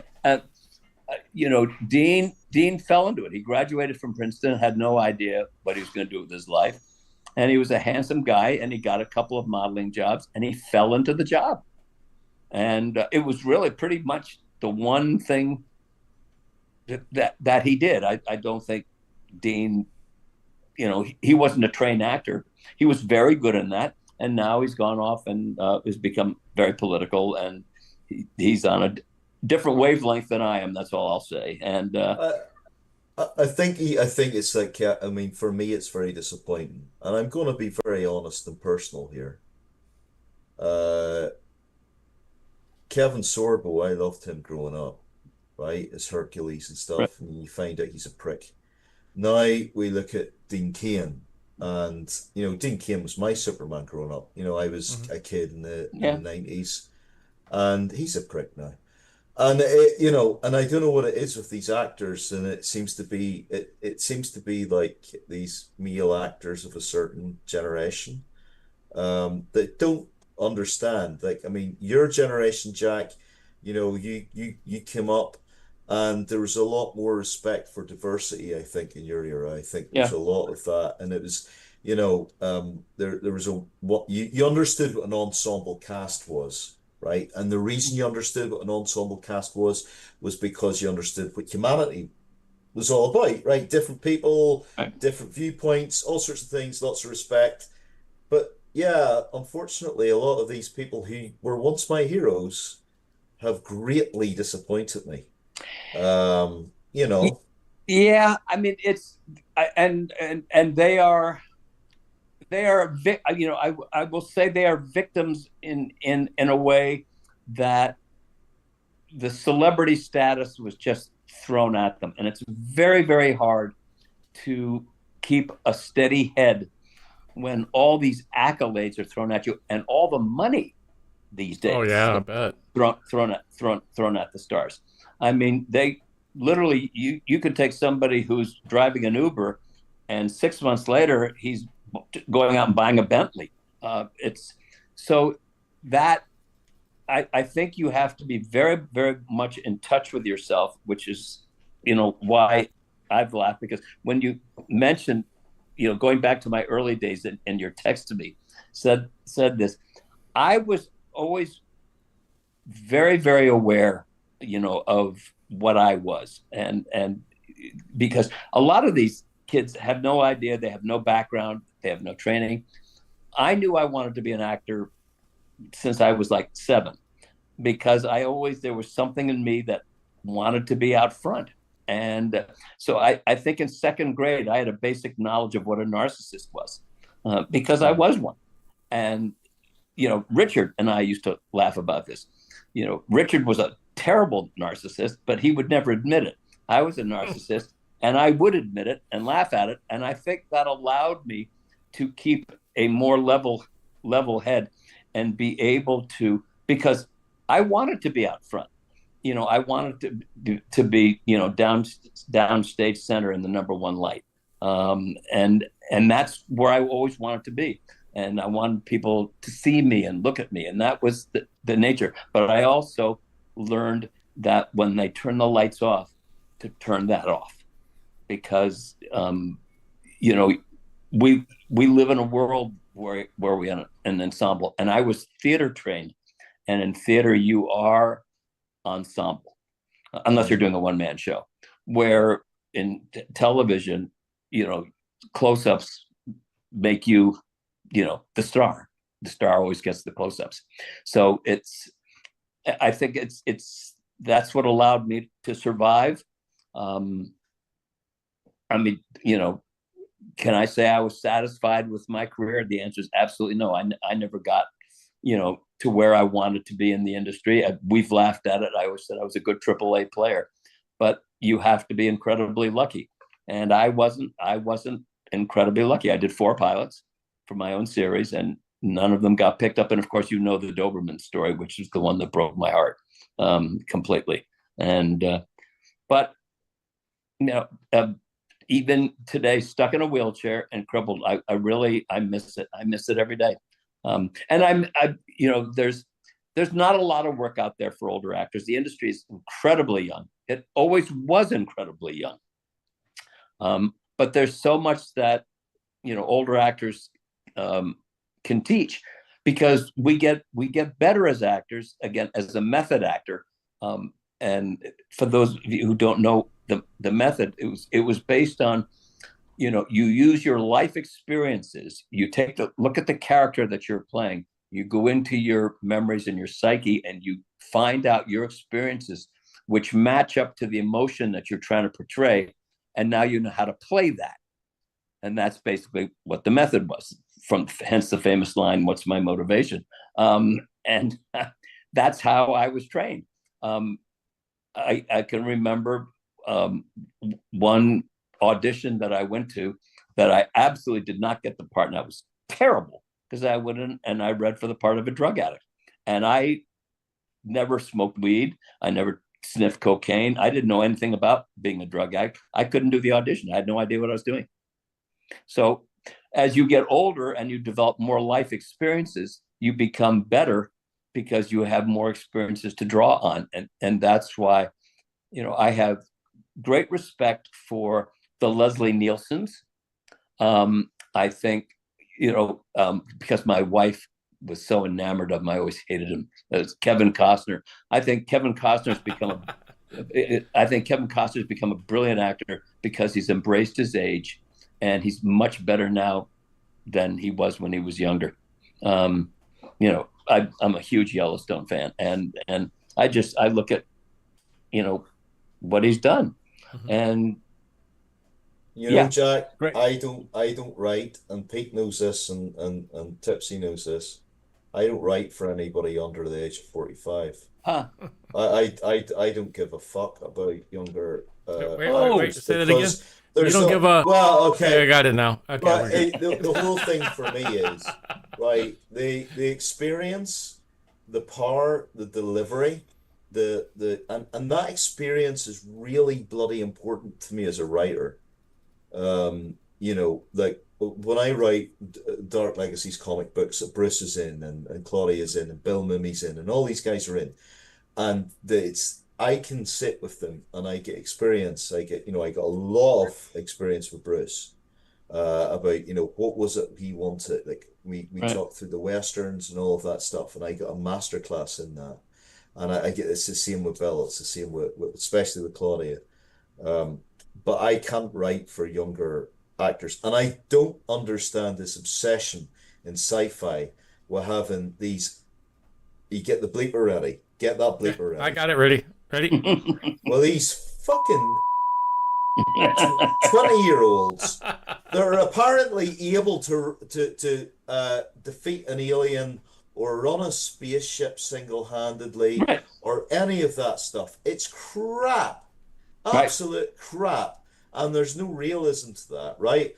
Whenever I'm writing sci-fi, I love writing westerns. I think the western is the last true expression of masculine mythology that we've got left. Well, yeah, I would agree, because it was all new, and nobody, it was all it's the frontier. being discovered. It was the frontier, and again, as an actor, the frontier was always out in front of me, and that was always the thing that drove me. And let's look at some of the greatest westerns. The parts weren't played by 20-something-year-olds. No. And you want to go see a really good modern western where you see that? Old Henry. Yeah. Old Henry's a hell of a film. Like what happens, and I'm not going to spoil it for anybody, but if you stay with it and you get the end of that film, wow, Well, look That's at a brilliant film. look at. I'll give you two others. Sam Elliott. I mean, Oh yeah. wow, Yeah. yeah. I mean, there you go. He gets better and better and better. And look what Harrison Ford did in 1923, which Yeah. is, Taylor Sheridan, who's now the king of television, who can't do anything wrong because his stuff is brilliant. But look at Harrison Ford, and it's criminal that he was not nominated for his Oh, portrayal in totally that. agree. He's Yeah. wonderful and shrinking, but Yeah. he was absent, and he's another one who's now you go back and look at the original Han Solo and his wonderful sense of humor, but in shrinking, this cantankerous old guy with this wacky sense of humor, he's embraced his age, and it's great that he's allowed to do it. There's just not a lot of stuff written for older actors because they're not the people who are going to the theater these days. It's Yep. the people kids who see Bluey and Yeah. I have a terrible instinct to slit my wrists sometimes whenever I think about modern Yeah. entertainment. It's bloody terrible. There's nothing profound in it. There's nothing there that, like, I enjoyed the new Superman film because it was very hopeful. The Fantastic Four film's grand, but this is all stuff it's come to go and see it today, you'll forget about it tomorrow. The true greats of cinema. I mean, I love Mean Streets. Mean Streets is actually one of my favorite Yeah. bloody films. I love all of that, and and this is what concerns me about entertainment. It is crap now. A lot of it's crap. It doesn't ask the hard questions. It doesn't disturb you. It doesn't root you to your seats and get you really involved in it. Right. I mean, my God, Netflix spends all this money, and what you get, Happy Gilmore too. Yeah. Oh And, yeah. Why? it's absolutely disgraceful. Yeah. And Why remake something that's yeah, it's not edifying at all. Now, But- Jack, if we could grant you a dream role and a dream part, Ooh, good question. Yeah. what would it be? What would fulfill you as an actor? Oh, I did it. And I would this will be because I know you guys got to get rid of me here in about We want you to stay for our special I announcement. will tell you the great American drama, the greatest American drama of all time is arguably Death of a Salesman. Yes. Wow. And Yes. as the script is written, it's supposed to be played by a big man. Willie Loman is supposed to be a big man. It was one of the last things that I did. I went up to San Francisco and I auditioned and I got it. And this is the hardest role out there for any actor to play. And I went into it with great trepidation. I was, I'd seen every version of it from Lee J. Cobb, through Dustin Hoffman and all of that. And this character with this flawed, desperate character, with these long speeches and everything. I was fearful. I really was fearful. Can I do this? Because it's not a role for anybody unless you're, I think, a really good actor. And then I went in and I did preparation. And from the first day of rehearsal, I will tell you, it was the easiest thing I ever did. And you know why? Because all I did was go into my memories and recall every shitty thing that was ever done to me, all the roles that I lost, all the jobs that I didn't get, all the bad things that happened to me. And I was Willie Loman. And I was old enough to not be afraid, because that's the secret. It's like playing a game not to lose. You have to play to win. And I let all the vulnerability, I had a wonderful director, and I let all the vulnerability come out. And I was Willie Loman from day one. I had so much dialogue to learn. I learned it literally by the second week of rehearsal. And it's probably one of the best things I've ever done. Unfortunately, it was done at a new theater right after the financial collapses of 2008 and 9, and it was not seen by enough people. But I did get really good reviews, and I was nominated for a Drama Critics Award in San Francisco for it. But I wish more people had seen it. It was funny. My old friend Ralph Sinensky, who's still the director I told you about, is still alive at 103, lives here in Carmel. He came up, and this was up in the San Francisco area, and he came up and saw this, and he came to me afterwards and gave me the best compliment I've ever heard. He said, when you took this role and got this role, I was afraid for you because physically you're not right for it. And he said, but I have to tell you, I've seen this play many times. I've never seen an interpretation of that role the way you did it. And he said, I don't think I ever want to see this show again. He said, you were that good. And so that like I say, I've done that role. I'm glad that I allowed myself it, and again, as a director, it's, I allowed myself as an actor to do everything I preach, when I'm directing, especially, in community theater where, they're afraid to do something wrong.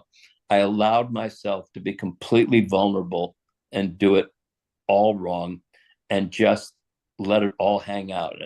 As I've said on this show many times, being a good actor is like falling in love. You got to jump in with both feet and open yourself up to everything. It's vulnerability, let it all go, risk being ridiculed, risk falling apart, risk failing, because you can't fail.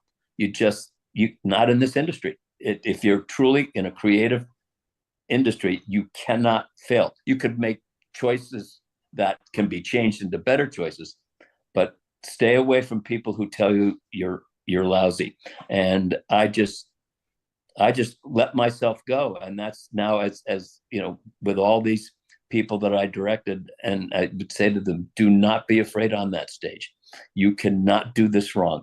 You will not fail. You put your trust in me as your director. I will help you in everything, but you have all the talent you need. Just don't be safe. Fall in love up there.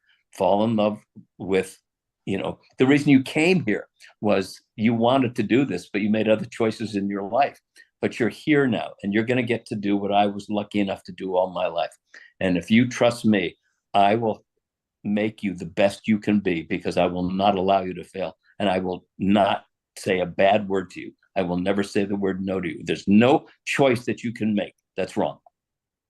Now, wow. In all honesty, I have the show entirely laid out. I know exactly how I want them to act. I know exactly how I want them to say their lines.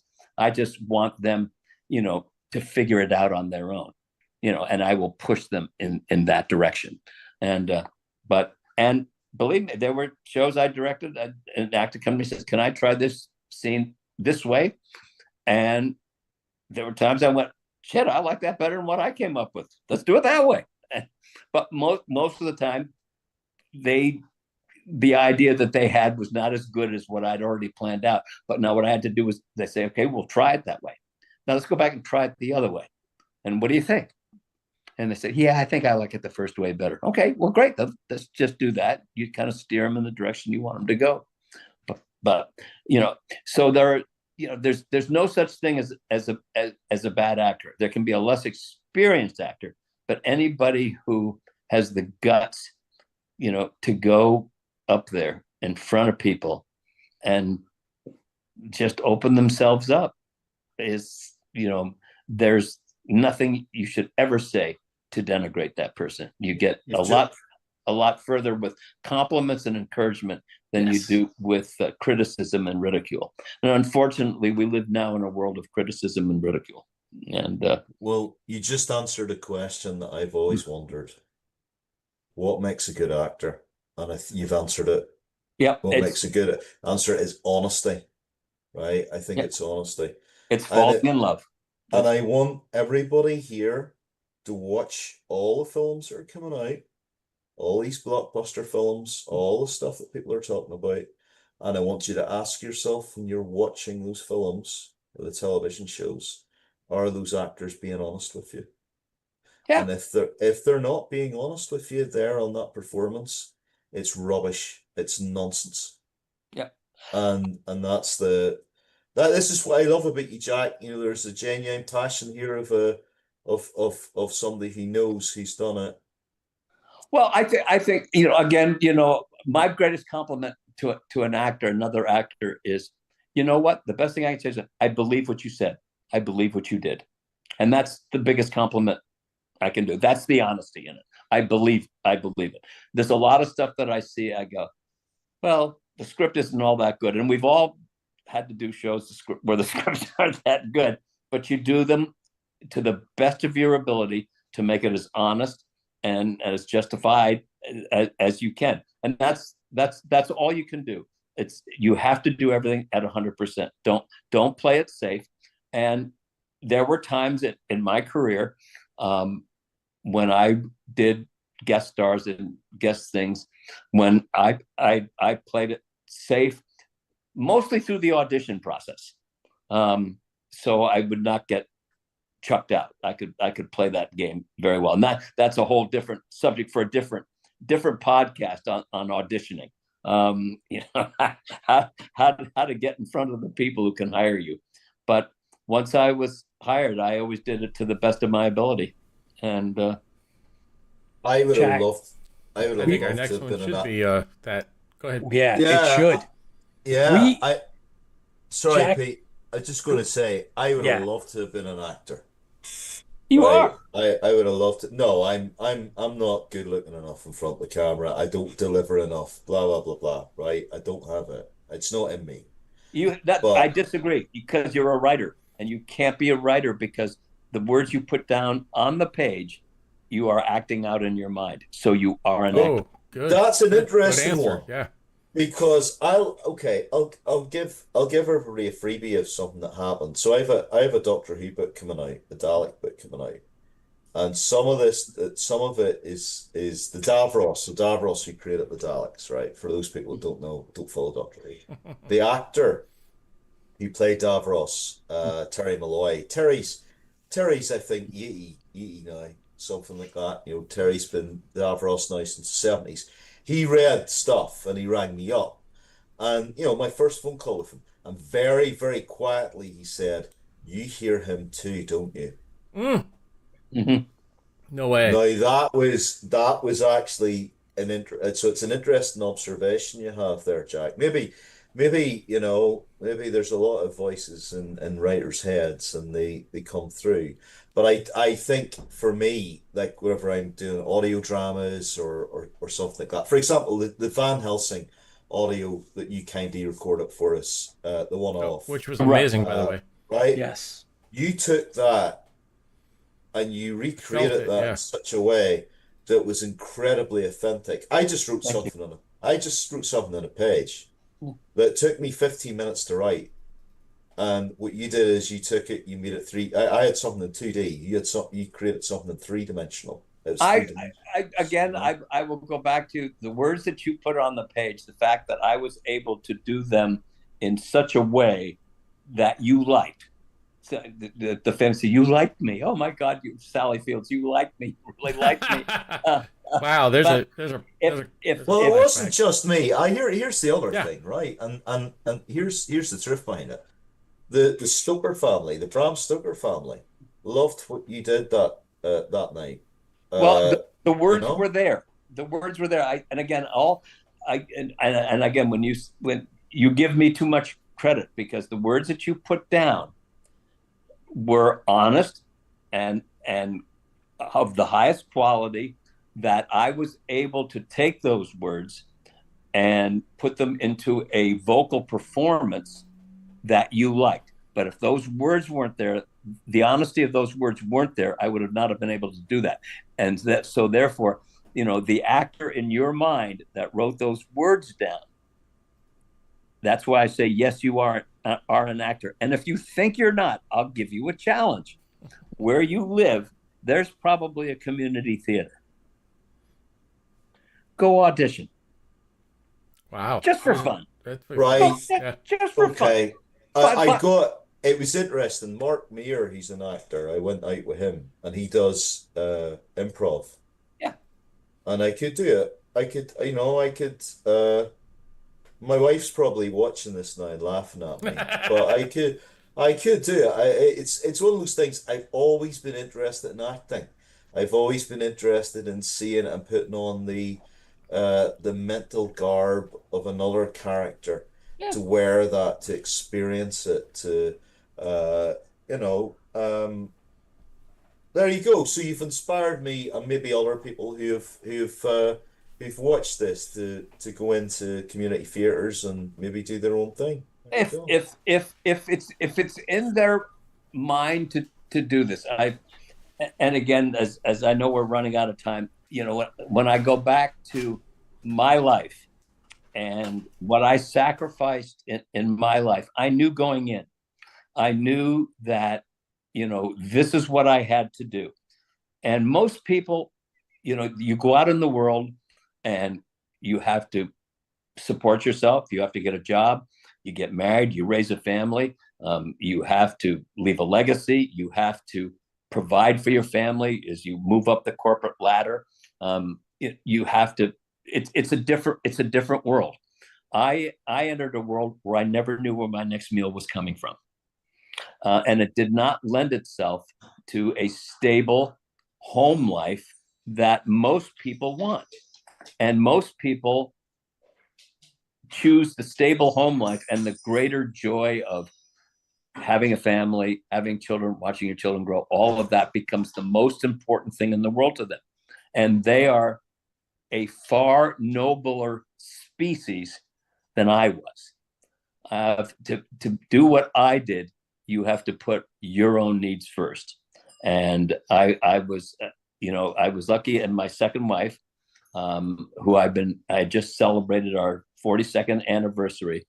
Wow, that's fantastic. Yeah, when she has been with me through the ups and the downs, the only thing I ever asked her before we got married was, you're not allowed to say one thing to me. If things get rough, you can't say, go out and get another job. And for 42 years, she has never said that. And she deserved better. She really did. I wish I'd made stardom money that I could have taken her first class around the world. But she's been with me for 42 years, and she is by far and away the far more noble person in our relationship. Here's a great man. Look, Is a great Jack, woman. Yep. And I'm going to say this one thing, Jack. Right? I actually really understand this. I've got asked this a couple of times. Everybody says to me, "Is it worth it? Is it really worth putting your body, mind, and soul into something? Really?" I mean, most people watching this know my story where I've been terminally ill and all the rest. But I've been asked this. It's like, I put everything I am into what I do. Every moment of my life is driven by the writing process. It's driven by the creation process. My wife's the same as your wife. Amazing person, will support me, all that. But I've been asked several times, is it worth it? And I always answer yes. Then it was worth it. That's the answer. It. That's the answer. I just got the note on the bottom here that we need to wind down. So it's Jack, stay with us. Because we've got a big announcement, Jack. Yeah. We want you to be part of this. This is important. We do. Stay here. I've been talking Jack, to Jack. I've been talking to Jack too much and not drinking enough. We're gonna if you don't mind, stick around. We're gonna wrap it all up. We love having you, and we want to have you back, Jack. If you're up for it, there's still more. There were a bunch of questions we didn't get to, but what, me come back? You want yes, me? You come back again? Absolutely, yes, Jack. Oh my God! I don't know if I can do that. I just, yeah. I mean, you guys are my salvation. And thank you so much. At pushing 80, it's the only time I'm on camera here again for the. where I love to be. So Perfect. if Perfect. Yeah. anytime you guys want me on this show, all you got to do is Yeah. send me a I, text. I can't Good. wait to being a budding semi director myself. I definitely Oh, want we're gonna do the to whole get your director advice thing. in regards to the Absolutely. directoring piece. I want to pick your brain in regards to how to be a better director, what it's like to be a director, what the differences are in directing on film as it is in Broadway. I definitely want to That's pick those pieces out. I think we'll have Oh, to yeah. hold those off till I- next time. But because Yeah. that's a whole podcast in itself. Oh, absolutely. Oh, We're gonna do it. Jack, I think you could be a really good consultant to Ah, a good choice. Yeah, good choice of TV, words. TV and film company, but let's discuss that off air. Anyway, right, gentlemen, Right. we have two announcements. Okay. We All do. right. I'll run through my one really quickly. I sent you the images, Tipsy. Oh, you did? Oh, crap. Yeah, well, I didn't get them. right, Hang on. So you'll have to right. wait All a right. minute. So, Right. okay. Before you I say it, got did something. you get the image that I sent to you of me and Karen Gorney that I texted to you Texted All right. via from all my children? Tipsy? How did you text it? Oh, crap. All right, Tipsy, you work on that. Tip, All right, tip- I'll work yeah, on you that. should put Yeah. that up. Put Yeah, that up as I'll one work last on that. picture. All right, I got something to buy some time that I wanted to announce. Lola sent this up to me earlier today, and it's Battlestar Galactica related, so it's quite appropriate. And Jack, I don't know if you're familiar, but Hallmark has been putting out classic Battlestar Galactica ornaments, and they've done very, very well. So it shows that the fans are still interested, right? So that says a lot. Now this year, this 2025, Hallmark is putting out a Cylon Raider holiday ornament, and we have a confirmation. Lola got a response from Hallmark, and she forwarded that to me, and it says that the ornament will be available during the ornament debut on October 11 of this year online. So for you guys that were on waiting lists, I know a lot of people were pre-ordering. So for those of us that want to get it, it's going to be available starting October 11th. So make sure that if that's what you want and you're not on a list and you figure you're going to try to get it, well, October 11th is your date. That's confirmed. That came straight from Hallmark. We did try it. We approached them, tried to get them to come on the show. They told us yes last year. They did not. Let's see if we're lucky enough to get them this year. But in the meantime, as we try to get up some images, there are a few great announcements that we have the pleasure to put up. I know that Doc McAuley has some projects that he's been working on that are coming up that are either out or on the verge of, but he's going to discuss those in detail. We do have some other projects that we wanted to mention that are relevant in the sci-fi world, relevant to a connection, a string that attaches it to Battlestar Galactica in one form or another. And so we did want to announce that here, and then Jack's here, so it's still all appropriate. It's all kind of linked together. That's great. But XG3 Film Productions is our small little production house that we've put together, and most of you out there know that we put together our own Battlestar Galactica fan film called The Stranded Warrior. It's Yeah. our homage to 1978, and we've gotten a bunch of awards from the film festivals, and we're waiting for word to come back. We've won like 12 for the trailer alone. The poster itself is also one, and so we're proud to say that we've opened Battlestar, the classic Galactica, to a lot of audiences around the world that are probably not familiar with it in our fan film. And it's funny because as much as you take for granted the elephant in the room, or the elephants in the room, are of course all the Star Wars and all the Star Trek fan films that are out there, and then that right behind those are the superhero ones. And believe it or not, we've been competing for attention with those, Yeah. and those are the staples. But we've done a good job. We're proud of what we did, and it's a showcase of talented fans that have done this. And so that's where we're headed. That's why we did it. And then we've done some other productions as well. And with the help of Doc McAuley as our executive producer on XG3 and all our other projects, we've done other things. And I think that that might be where we then announce, unless Tipsy's got. Well, listen. Fortunately, Well, did can I not say one get thing? the pictures Yes, that we were please. looking for. So Think this is now going back by the age that I was there, the technology was not there that you could do this. Now look at modern technology and look what you're able to do. And this goes to show how much talent is out there. 25 years ago, you couldn't have made a fan film. Now you can shoot Gone with the Wind with your iPhone and edit it and score it. Good point. But Yeah. so you have the means to be able to do this. And this is why I say to you from the bottom of my heart, embrace your talent. You have done this. You did the Stranded Warrior. Be so proud of it. And look what you risked to do it. You did everything that I said. You put your heart and soul in it. You fell in love. You jumped in with both feet and you did it. And so that proves that you are as equally talented as anybody who's getting paid $100 million to do a movie. And I'm gonna say this to you, Jack, right? From the 1970s, you reached out to me in that character. Yeah.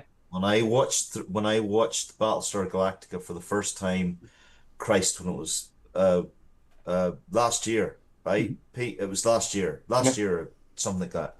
I sat and I watched Battlestar Galactica Classic for the first time. Your character reached out to me and spoke to me. Yeah, well, That- it was Right? it was an edgy character that, and again, we're out of time, that Glenn had to bring in, and in the original script, I was killed, and that's when he called me in halfway through it and said, "What am I going to do with you? You're too good. I need to keep this character on the show."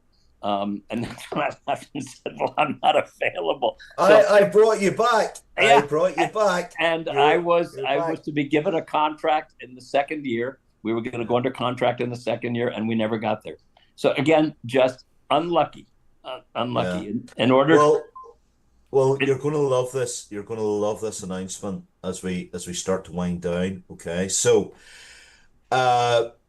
XC3 entered into a contract with Glen Eric Larson about 3 months ago. I think it's about 3 months ago.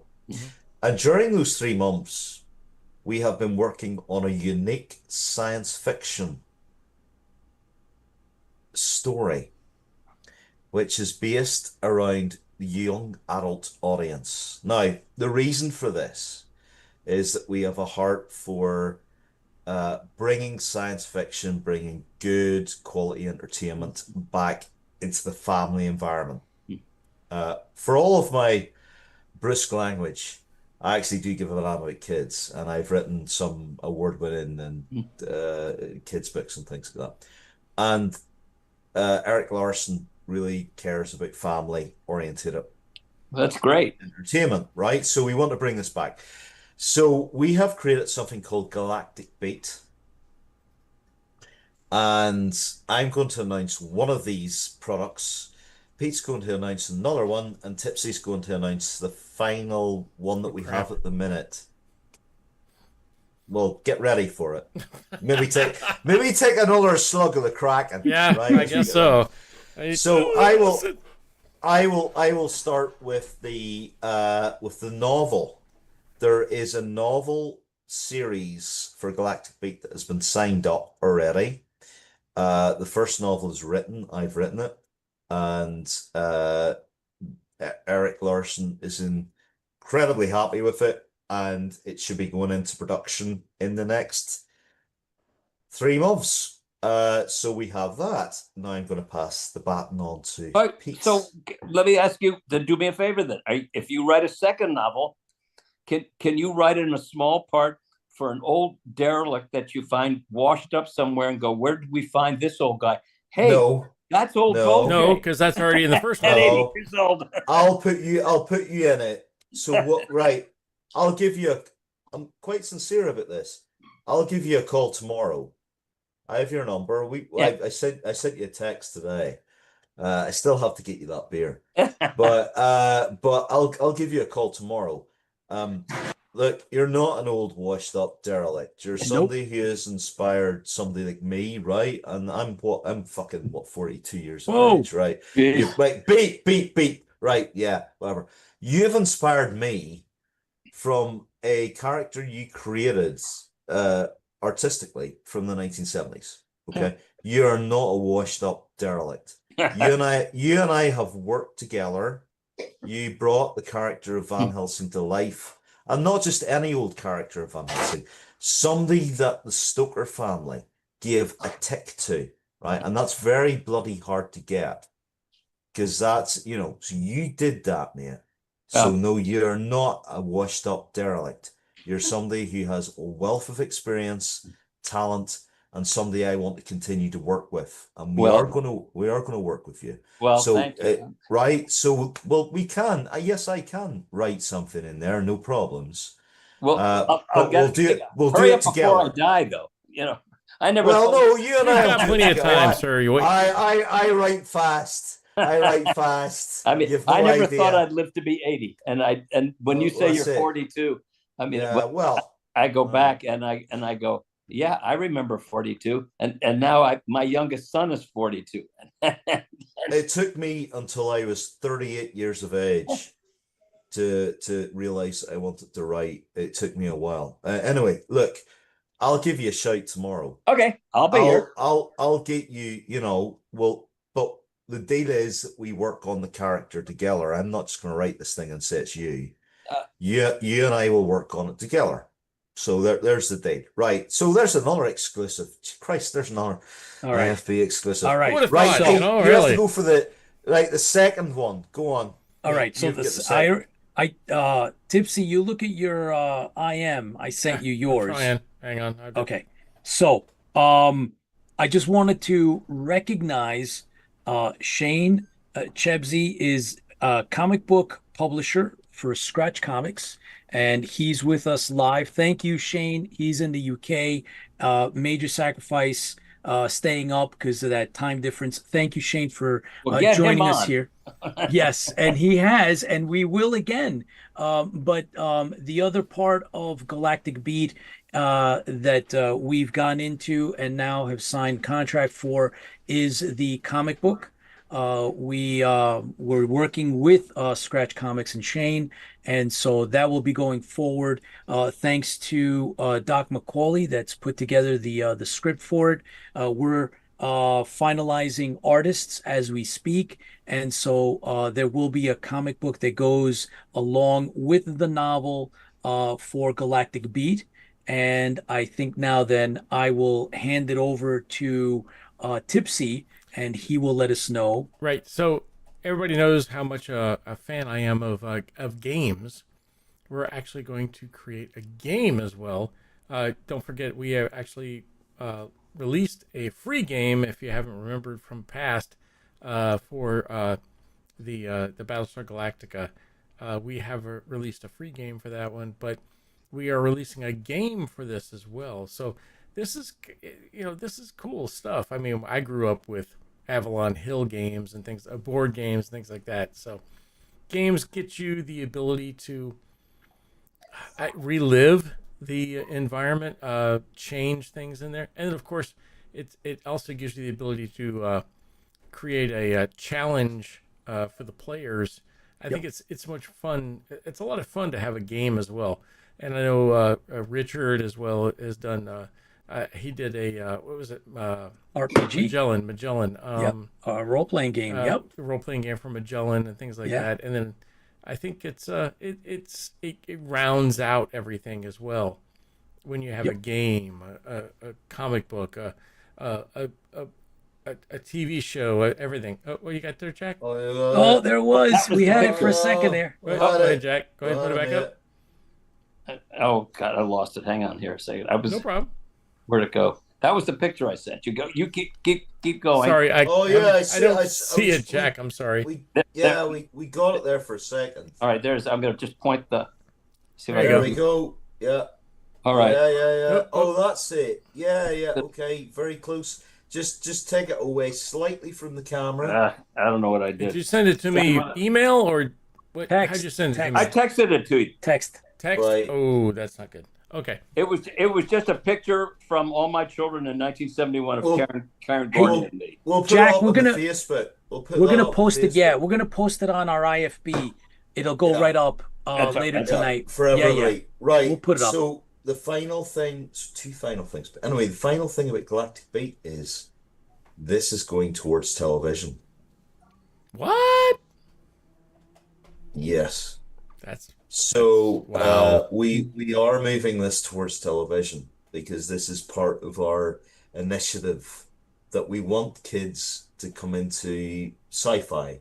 And, we want kids to experience what the Larson family created for a lot of us. Yeah. And that's important, wholesome family entertainment.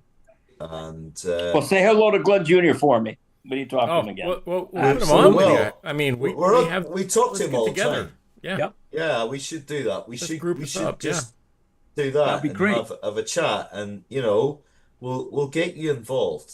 If you want to be involved, we'll get you involved. Now, I have one final thing that I have to talk about. It's not about TV or anything like this. It's a gaming thing. Ah, You may famous have rule. noticed, you may have noticed that Mortal Kombat has been about now for about 30 years. Yeah. Mortal Kombat Legacy Collection, which has just been announced last Saturday. I was one of the key people involved in bringing that out. Oh, great. So there's a Mortal Kombat film, Mortal Kombat 2 film coming out in conjunction with that. There's a Mortal Kombat Legacy Collection, which is going to comprise of Mortal Kombat 1, 2, Mortal Kombat Trilogy. Oh, there we've got and there are more Mortal Kombat titles that are going to be released and talked about that I worked on. This is a fantastic edition for anybody who's into Mortal Kombat. I've worked many hours on this on this bloody thing, and it's worth it. If you're a Mortal Kombat fan, it's going to encompass everything from the arcade to the end of the PlayStation 2 era. Wow. That's Yeah. all That's I'm cool. going to say. That's all I'm going to Very say. cool. So I wanted to get that out there, and that's one of the latest game announcements I have, and now we need to go, I suppose. Christ, we're over. Right? Okay, we need to It's go. okay. It's okay. Yeah. You got a poor guy in the UK. He's up until 3:00 in the morning. Well, he loves it. I actually have 3 guys up in the UK. Well, then I'll get off. Now, but Jack, I'll give you a call tomorrow. All right, I'll be here. And thanks, guys, We'll get a chat. for Thank having you, me thank on. you, thank you, Jack. Yep, Appreciate Jack, it. I can't and wait to look get forward back to on seeing and you. Yep. talk about the directing. That's my goal for the next one. Well, I'm still here. I love the once a month thing. If anytime that you guys need a body, I'm available. Thank you, Jack. All right, Thanks, guys. man. Thank Yeah. you so much, and I will Yep. see you the next time. That's Yeah. right. sir. Here's Thank you to so you, much. Jack. Good night. All right, so that was so cool. So we got Jack, we got the announcements. So that was the thing, the reveal. We revealed the name of the new IP that we're working with Right. Glen Eric Larson. It's called Galactic Beat, and we've signed off on the contracts for it. And so that's all moving ahead. So we just wanted to, bring it all together and share it with you guys. as this develops, and of course, as this moves forward and as we can reveal things, we will. And so that's really cool. And then, of course, we'll bring you the updates on the Stranded Warrior and then our other Which is IP. moving forward in the Yes, it is. competitions. Well, It yeah, sure is. it's going really well, and we're going to have games, Stranded Warrior games, Yep. and possibly other things as well going on. So, Yep. look, you guys, everybody here watching now, you guys are help. When we say fans feel the fleet, what we really mean is you guys are helping shape the future of sci-fi, being Oh, part of this. definitely. Uh, I, I, I, I'm not exaggerating when I say that Glen Eric Larson just doesn't sign contracts with everybody. Of course not. There's a reason he's signing contracts with us, and each of you are a part of that. And we are, we're staying true. We're on target with the legacy that we grew up with. I got that visual. You're stay on target. That's right. You were meant to. You were meant That's to. right. That's right. And there's only one podcast and streaming station that's brought you Jack Stauffer and to some extent Bruce Boxleitner, and we are here to deliver. And we've got the black book for all the big sci-fi names coming forward, both in classic Battlestar and modern Battlestar. Yep. Oh, There's a hint drop. Yes. I'm not allowed to say anything more. Okay, all right, hint We're drop. Leave it there. We're getting there. But there are, all right. We're full of surprises. Thank you everybody for tuning in to IFB. We appreciate you. Please don't forget to like. Don't forget to drop in on our Facebook page. Remember that everything is uploaded to YouTube. You guys know that Facebook takes down live broadcasts after about 30 days. So if you want to catch up with any of the our past shows, just head over to YouTube. That's where they're at, and we actually broadcast simultaneously live on YouTube, but that's where the archives are. Yeah. Thank you for watching us now. Thank you for watching us later. We really appreciate you guys, all of you that are on with us live and then afterwards. And thanks to Jack. Thanks to Tara. Thank you to John One for doing all the work. And of course, to one of our executive producers, of course, Dr. Chris McAuley for, having faith in us and being a part of the team and helping moving, everything that we got forward. So I am very, very pleased and humbled by where we are and where we're going to go. Yep. I want to say these are exciting times. I mean, yes, it's a dream come true to do some of the things that we're doing right now. And even who would have thought I was able to do a fan film or things like that. So the fans really do feel the fleet. The fans are the people out there. You are listening out now. I appreciate that you're listening, but there's so much we can create together. There's so much we can do together, and thank you. I really want to say thank you for joining us tonight. Thank you for being fans. Thank you for expanding your ideas and Battlestar Bulletin Board and all those people out there, the people who are creating new things in regards to commercialize. I think next week we'll have, or a week after next we'll have Factory Entertainment, who are pushing the products that keep us alive, keep those things alive. Thank you so much.